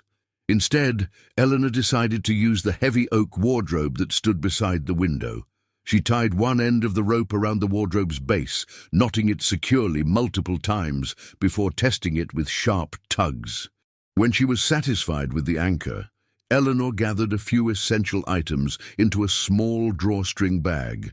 The money she had saved, a miniature portrait of her mother, a small silver cross that had been a confirmation gift, and the letter Mercy had left behind, the only tangible connection to her friend and the network that might now save her. The clock in the hallway struck 11:30 just as Eleanor completed her preparations. She changed quickly from her nightgown into a simple dark dress and sturdy boots, clothes that wouldn't attract attention and would withstand the rigors of travel. Over the dress, she threw a black cloak with a hood that would help conceal her distinctive blonde hair. At 11:45, Eleanor heard Mrs. Davis's footsteps in the hallway, approaching for the scheduled check.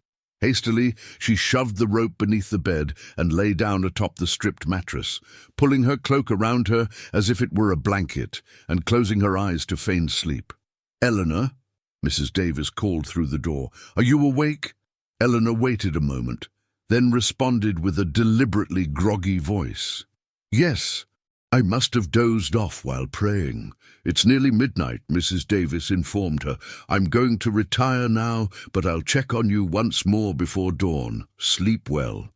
"Thank you, Mrs. Davis," Eleanor replied, keeping her voice soft and sleepy-sounding. "Good night." She listened as the governess's footsteps retreated down the hallway, then waited several more minutes to ensure Mrs. Davis had truly gone to her own room. Only when the house had fallen completely silent did Eleanor rise from the bed and retrieve her escape rope. The grandfather clock in the hallway began to strike midnight as Eleanor pushed open her bedroom window. The night air was warm and heavy, with the scent of magnolias and jasmine from the garden below. She took a deep breath, gathering her courage, then tossed the free end of her makeshift rope out the window, watching as it uncoiled toward the ground. It was just long enough, the end dangling a few feet above the garden path. Eleanor secured her small bag of possessions inside her cloak, then gripped the rope with both hands and carefully maneuvered herself onto the windowsill. Looking down at the ground below, she felt a moment of paralyzing fear. If she fell, she could be seriously injured. If she was caught, the consequences would be severe. But the alternative, marriage to James Sullivan, was unthinkable. With that thought firmly in mind, Eleanor began her descent, gripping the rope tightly and using her feet against the exterior wall of the house to control her movement. The fabric rope was rougher than she had anticipated, chafing her palms as she moved downward, but she ignored the discomfort, focusing solely on reaching the ground safely. Halfway down, the rope swayed alarmingly, and Eleanor froze, pressing herself against the wall and holding her breath. After a moment, when the rope stabilized, she continued her descent more cautiously, testing each knot before entrusting it with her weight. When she was about 6 feet from the ground, one of the knots began to slip. Eleanor felt it giving way beneath her hands and made a split-second decision. She let go of the rope and dropped the remaining distance, landing hard on the garden path below and falling to her knees with the impact. For a moment, she remained there, catching her breath and assessing whether she had injured herself in the fall. Her ankles hurt from the impact, and her palms were raw from the rope, but nothing seemed to be broken. She could walk, and that was all that mattered now. Rising to her feet, Eleanor oriented herself in the moonlit garden. The oak tree and the section of wall where Isaiah had left the white stone were on the far side, perhaps 100 yards away through winding garden paths. She would need to move quickly but quietly, avoiding the open areas where she might be spotted from the house if anyone happened to be awake. Eleanor stuck to the shadows, moving from the shelter of one tree or shrub to the next, her dark clothing helping her blend into the night. As she neared the garden wall, her heart began to pound so loudly she feared it might be audible in the still night air. The white stone was still there, gleaming in the moonlight like a beacon of hope. But there was no sign of Isaiah or anyone else waiting to help her. Had she misunderstood the signal? Was she too early, too late? Doubt and fear threatened to overwhelm her as she crouched in the shadow of a large rhododendron bush, watching the wall and the area around it for any sign of movement. Minutes passed with excruciating slowness. Eleanor began to wonder if this had all been a terrible mistake.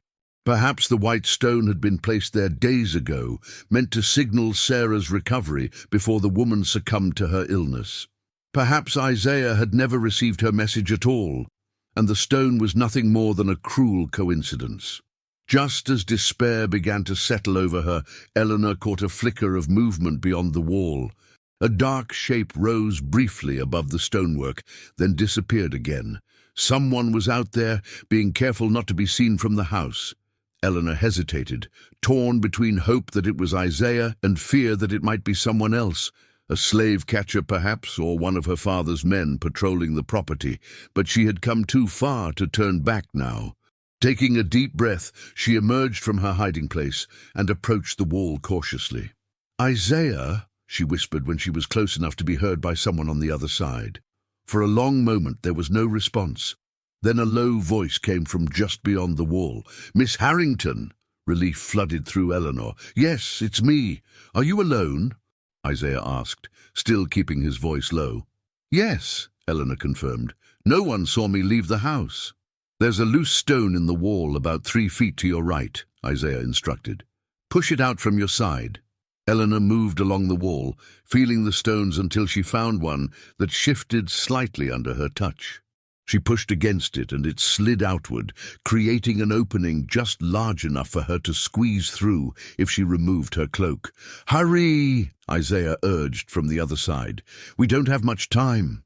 Eleanor removed her cloak, pushed her small bag of possessions through the opening, then began to work her way through the gap herself.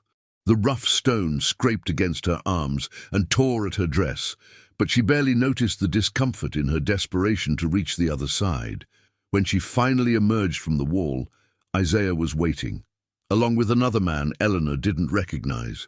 Older, with graying hair and the weathered face of someone who had spent years working outdoors.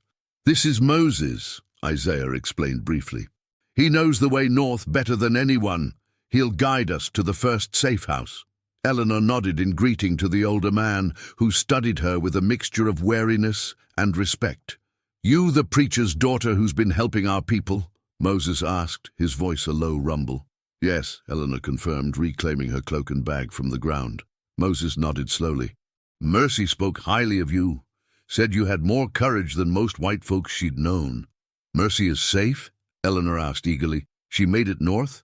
"Last we heard she was in Philadelphia," Isaiah confirmed. "But we need to move now. It's nearly 15 miles to the safe house, and we need to be there before dawn." As Isaiah spoke, the sound of shouting came from the direction of the Harrington house. Eleanor's heart seized with fear as she realized what it meant. Her absence had been discovered. "Mrs. Davis must have checked my room again," she gasped. "We have to go, now." "This way," Moses ordered, turning toward the dense woods that bordered the Harrington property. "Stay close and step where I step. Make as little noise as possible." Eleanor followed the two men into the woods, grateful for the near full moon that provided enough light to see the path ahead. Behind them, the shouting grew louder, and lanterns began to appear in the garden, bobbing like fireflies as searchers spread out across the property. "They'll check the wall," Eleanor warned as they pushed deeper into the forest. "They'll find the loose stone." "Can't be helped," Isaiah replied grimly. "We just need to put as much distance between us and them as possible before they organize a proper search party." For the next hour, they moved through the forest at a grueling pace, with Moses leading the way along what seemed to be a predetermined route, though there was no visible path that Eleanor could discern. Her city-bred legs ached with the effort, and the scratches on her arms from the wall stung sharply, but she pressed on without complaint, fueled by the knowledge that every step took her further from James Sullivan and closer to freedom. Finally, as they crested a small rise, Moses signaled for them to stop. "Rest here for a few minutes," he instructed. "Catch your breath." Eleanor sank gratefully onto a fallen log, her lungs burning and her legs trembling with exertion. Isaiah remained standing, his gaze fixed in the direction they had come, watching for any sign of pursuit. "How much further?" Eleanor asked when she had caught her breath enough to speak. "Another 12 miles or so," Moses replied, "but the worst of the terrain is behind us. From here, we'll follow the river northward. The going will be easier." Eleanor nodded, trying to calculate whether she had the strength for 12 more miles before dawn. As if reading her thoughts, Isaiah spoke without turning from his vigilant watch. "We won't make it all the way to the safe house before sunrise," he said, "but Moses knows a place where we can hide during daylight. We'll complete the journey tomorrow night." "My father won't give up easily," Eleanor warned. "He'll organize search parties. He may even contact Mr. Blackwood." "The slave catcher?" Moses asked sharply. "He's involved?" "He was investigating Mercy's disappearance," Eleanor explained. "He suspected my involvement but couldn't prove it. If my father calls him in now—" She didn't need to finish the thought. Both men understood the danger Blackwood represented, not just to Eleanor, but to the entire underground network. "All the more reason to keep moving," Isaiah said decisively. "Are you rested enough to continue, Miss Harrington?" Eleanor rose to her feet, ignoring the protest of her aching muscles. "Yes, and please call me Eleanor. I left Miss Harrington behind when I climbed through that wall." Isaiah's expression softened slightly. "Eleanor, then. Let's go." They continued their journey through the night, following the winding course of a small river that Moses explained eventually joined with larger waterways leading northward. The moon began to set as they walked, making the forest path increasingly difficult to navigate, but Moses moved with the confidence of someone who had traveled this route many times before.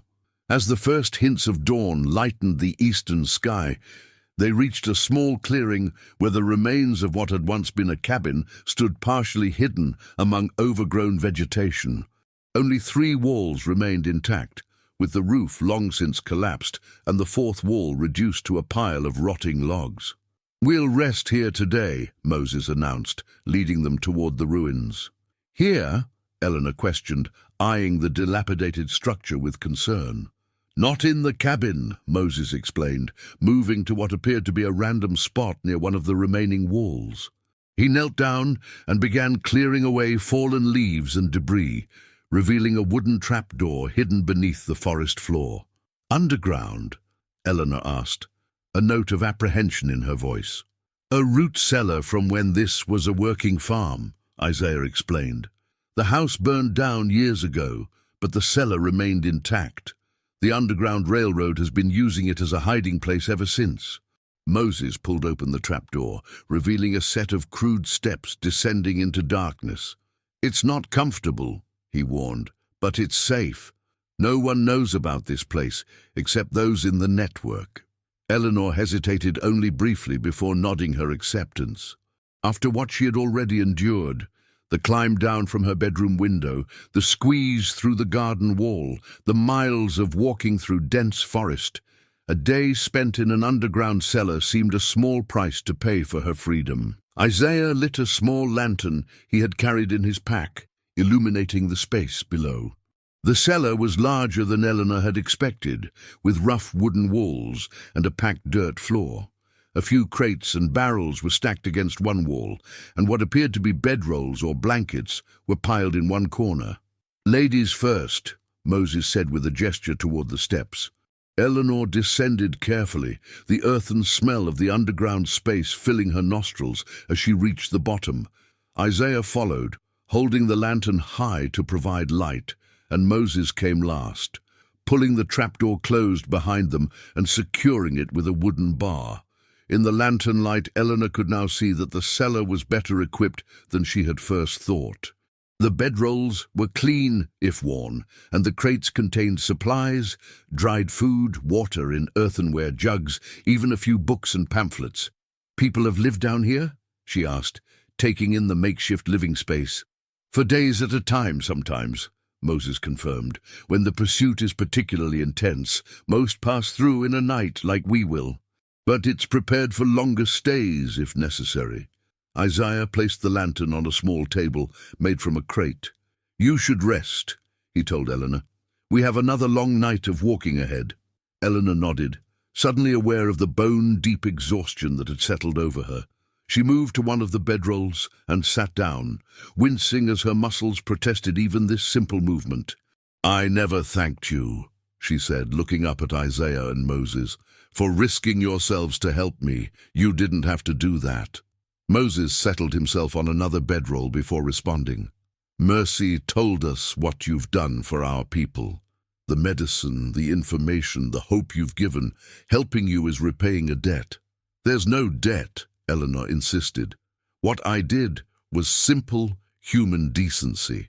It doesn't begin to balance the scales against the injustices your people have suffered, some at the hands of my own family." "Maybe not," Isaiah agreed. "But it matters that you tried, that you saw the wrong and did what you could to right it, even at great personal risk." A comfortable silence fell over the small group, broken only by the occasional creak of the wooden structure above them or the scurrying of small creatures in the surrounding forest. Despite the discomfort of her surroundings and the uncertainty of what lay ahead, Eleanor felt a sense of peace she hadn't experienced in months, perhaps years. For the first time in her life, she was acting fully in accordance with her deepest beliefs, without compromise or pretense. "What will happen when we reach the safe house?" she asked eventually. "You'll be given new clothes, papers, a new name," Moses explained. "From there you'll travel by stages, sometimes by wagon, sometimes on foot, occasionally by boat. Each conductor will take you as far as they can safely manage, then pass you to the next." "How long until I reach the north?" Eleanor asked. Moses and Isaiah exchanged glances. "For most runaways, the journey takes weeks," Isaiah said carefully. "But your situation is different. You're a white woman, the daughter of a prominent citizen. The search for you will be more intense than for an escaped slave." "They'll be looking for the preacher's daughter with golden hair," Moses added. "Not a plain Quaker woman traveling north to visit relatives. But still, we'll need to be cautious. It might take a month or more before you reach truly safe territory, a month of hiding, of traveling by night, of constant fear of discovery." It was a daunting prospect, but still preferable to the alternative that had awaited her in Savannah. "What about you?" Eleanor asked, looking from Moses to Isaiah. "Will you come north as well?" Moses shook his head. "My place is here, helping others find their way to freedom. I've been doing this work for 15 years. I'll continue until I'm caught or too old to manage the journey." "And you?" Eleanor turned to Isaiah. "I'll return to the Sullivan plantation," he said quietly. "There are others there who need help, who dream of freedom but don't know how to achieve it. I can't abandon them." Eleanor felt a swell of admiration for these two men who risked everything, not for their own freedom, but for the freedom of others. Their courage made her own seem insignificant by comparison. "Get some sleep," Moses advised, stretching out on his bedroll. "Night will come soon enough, and with it, more challenges to face." Eleanor lay down, using her cloak as a blanket, and closed her eyes. Despite the hardness of the ground beneath her and the strangeness of her surroundings, exhaustion soon pulled her into a deep, dreamless sleep. She awoke to Isaiah gently shaking her shoulder. The lantern was lit again, casting flickering shadows across the earthen walls of the cellar. "It's time," Isaiah said softly. "The sun has set." Eleanor sat up, momentarily disoriented before the events of the previous night came rushing back. She had escaped. She was free, and tonight she would continue her journey toward a new life, far from Savannah and the fate her father had chosen for her.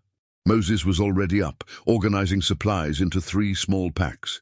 "Eat something before we leave," he instructed, handing Eleanor a bundle containing dried meat, hard biscuits, and a small apple. "We won't stop for food until we reach the safe house." Eleanor accepted the humble meal gratefully, suddenly aware of the hollow feeling in her stomach. As she ate, Isaiah and Moses discussed the route they would take, speaking in low voices that nevertheless carried in the confined space of the cellar. "The river crossing will be the most dangerous part," Moses was saying. "The moonlight will make us visible on the open water." "Could we wait until later in the night when the moon sets?" Isaiah suggested. Moses shook his head. "We need to reach the safe house before dawn. Crossing after midnight would make that impossible." "What about a different crossing point?" Eleanor asked, joining the conversation. "Is there a narrower section of the river we could use?" Both men looked at her with surprise, as if they hadn't expected her to contribute to the tactical discussion.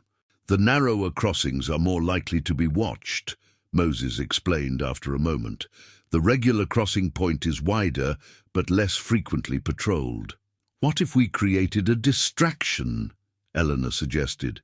"Something to draw attention away from the crossing while we make our way across." Isaiah's expression showed new interest. "What kind of distraction? A fire, perhaps?" Eleanor proposed.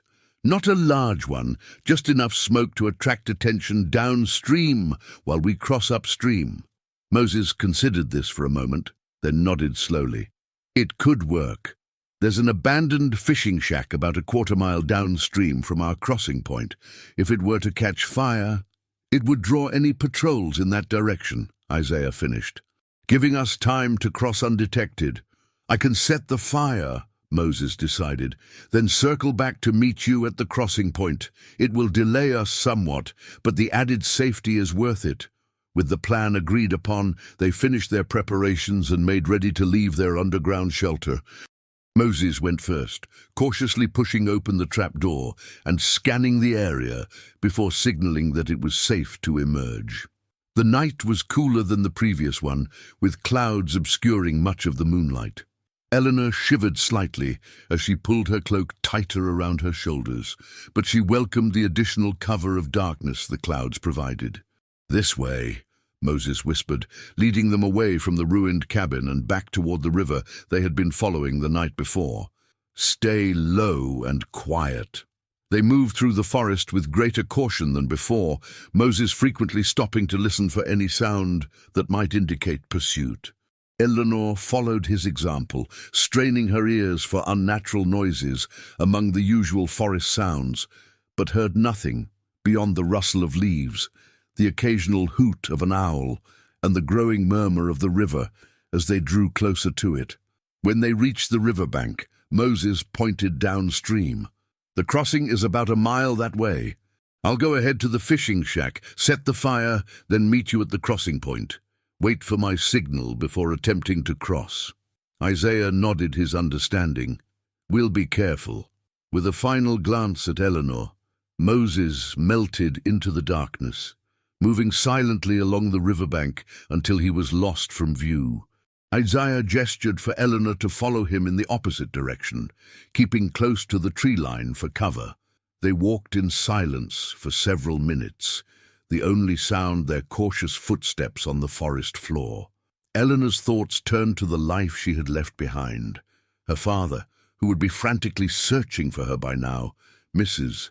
Davis, who would likely feel betrayed and responsible in equal measure, and James Sullivan, whose rage at being denied his prize would be terrible to behold.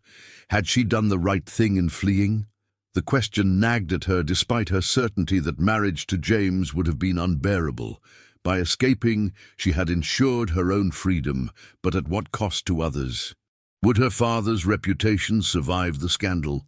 Would the underground network that had helped her face increased scrutiny and danger? Having second thoughts, Isaiah asked quietly, breaking into her contemplation. Eleanor glanced at him, surprised by his perceptiveness. "Not about leaving," she clarified, "but about the consequences for those I've left behind, for those who helped me." Isaiah's expression was thoughtful in the dim light. "Every choice has consequences, especially choices that challenge the existing order, but sometimes the right choice is the one that causes the most disruption." "Is that what I've done?" Eleanor asked. "Made the right choice regardless of the disruption it causes?" "Only you can answer that," Isaiah replied.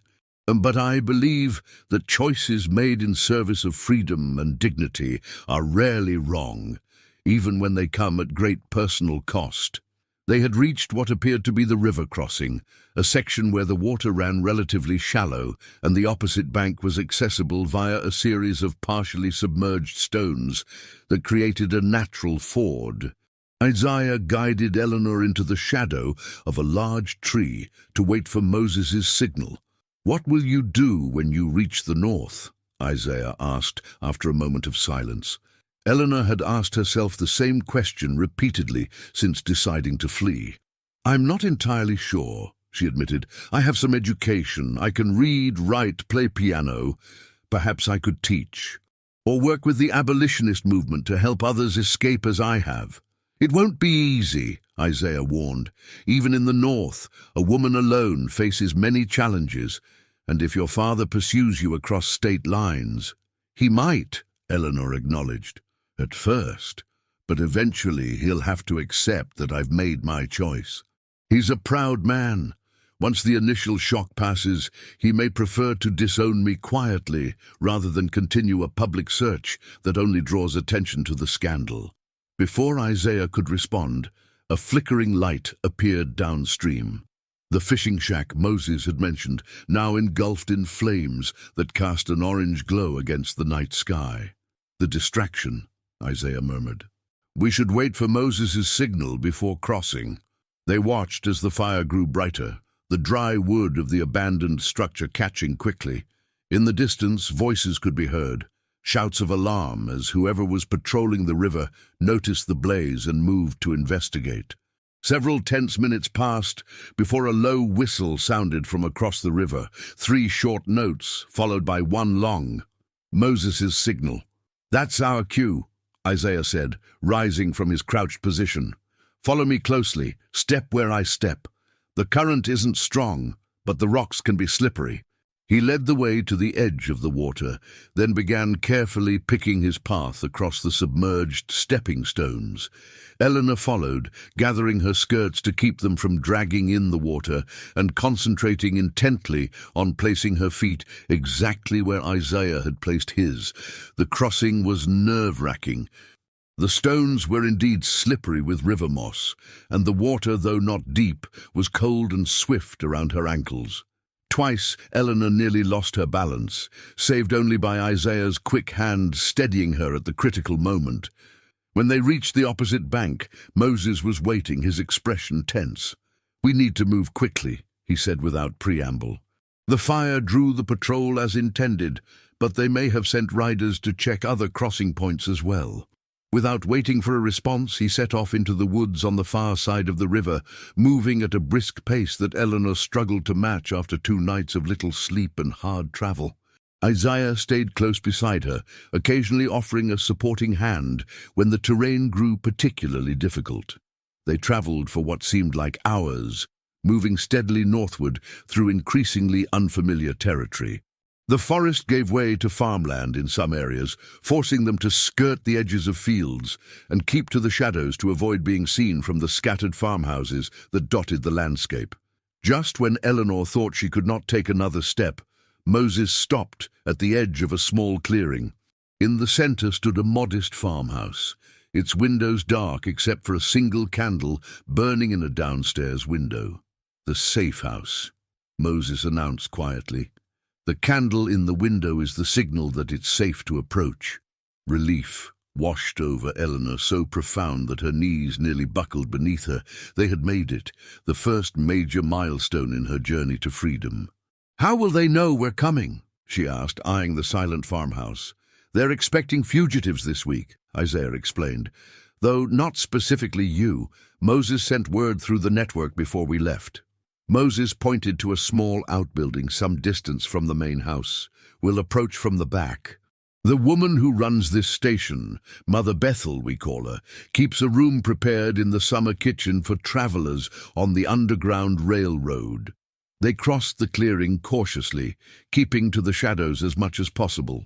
When they reached the summer kitchen, Moses knocked on the door in a distinctive pattern. 2 quick raps, a pause, then 3 more. The door opened almost immediately, revealing an elderly black woman whose deeply lined face suggested a life of hardship, though her eyes were alert and kind. Moses, she greeted him warmly, I wondered if you'd be the conductor for this journey. Mother Bethel, Moses returned the greeting with evident respect. We have a special passenger tonight. The old woman's gaze settled on Eleanor, taking in her bedraggled appearance, torn dress, and distinctly non-black features with evident surprise. Indeed, she murmured. Come inside, quickly. It's not safe to linger in the open. The interior of the summer kitchen was simple but clean, with a small stove, a table with 4 chairs, and a curtained alcove that presumably contained a bed. Mother Bethel secured the door behind them and gestured for them to sit.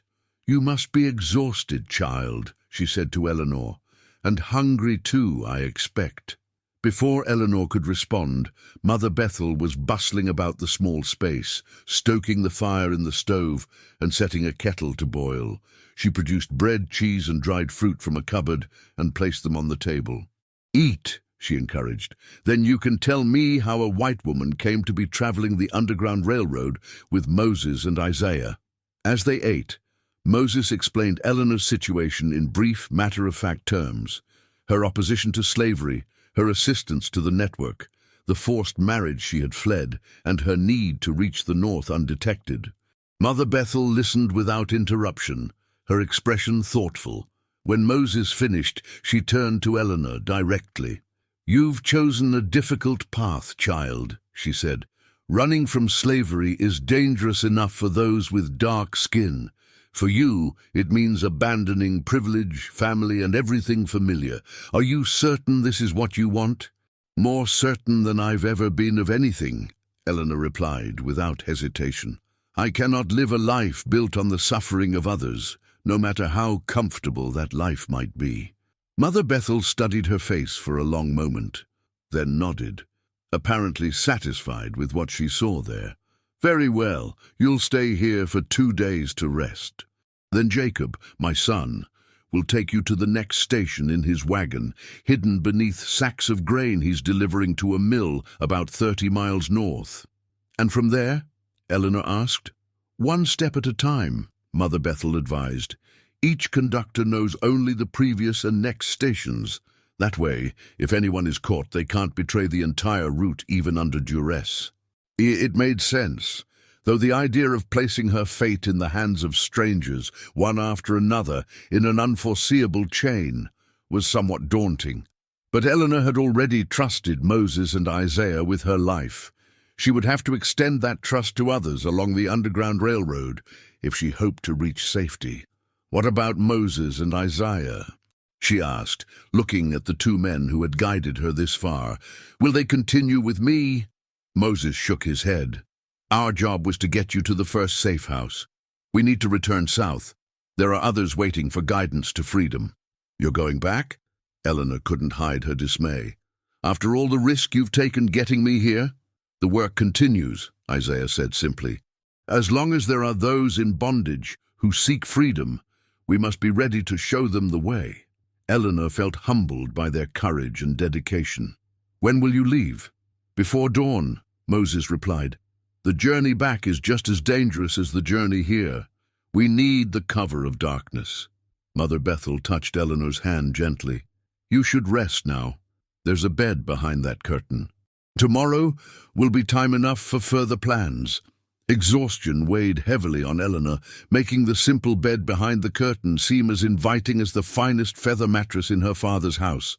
But before she could retire, there was one thing she needed to say. "Thank you," she said, looking from Moses to Isaiah to Mother Bethel. "All of you. I don't have words adequate to express my gratitude for what you've done for me." "Don't thank us yet," Moses said with a hint of a smile. "You've only just begun your journey." "Perhaps," Eleanor agreed, "but you've given me the chance to make that journey, a chance to live according to my conscience rather than bowing to the expectations of others. That's a gift beyond measure." She rose from the table, feeling the weight of the past 2 days in every muscle of her body. As she moved toward the curtained alcove, Isaiah spoke one last time. "Remember," he said quietly, "the white stone on the wall wasn't just a signal for you. It was a promise that there are always those willing to risk everything for freedom, their own and others. Carry that knowledge with you no matter where your path leads." Eleanor nodded, tears stinging her eyes at the simple wisdom of his words.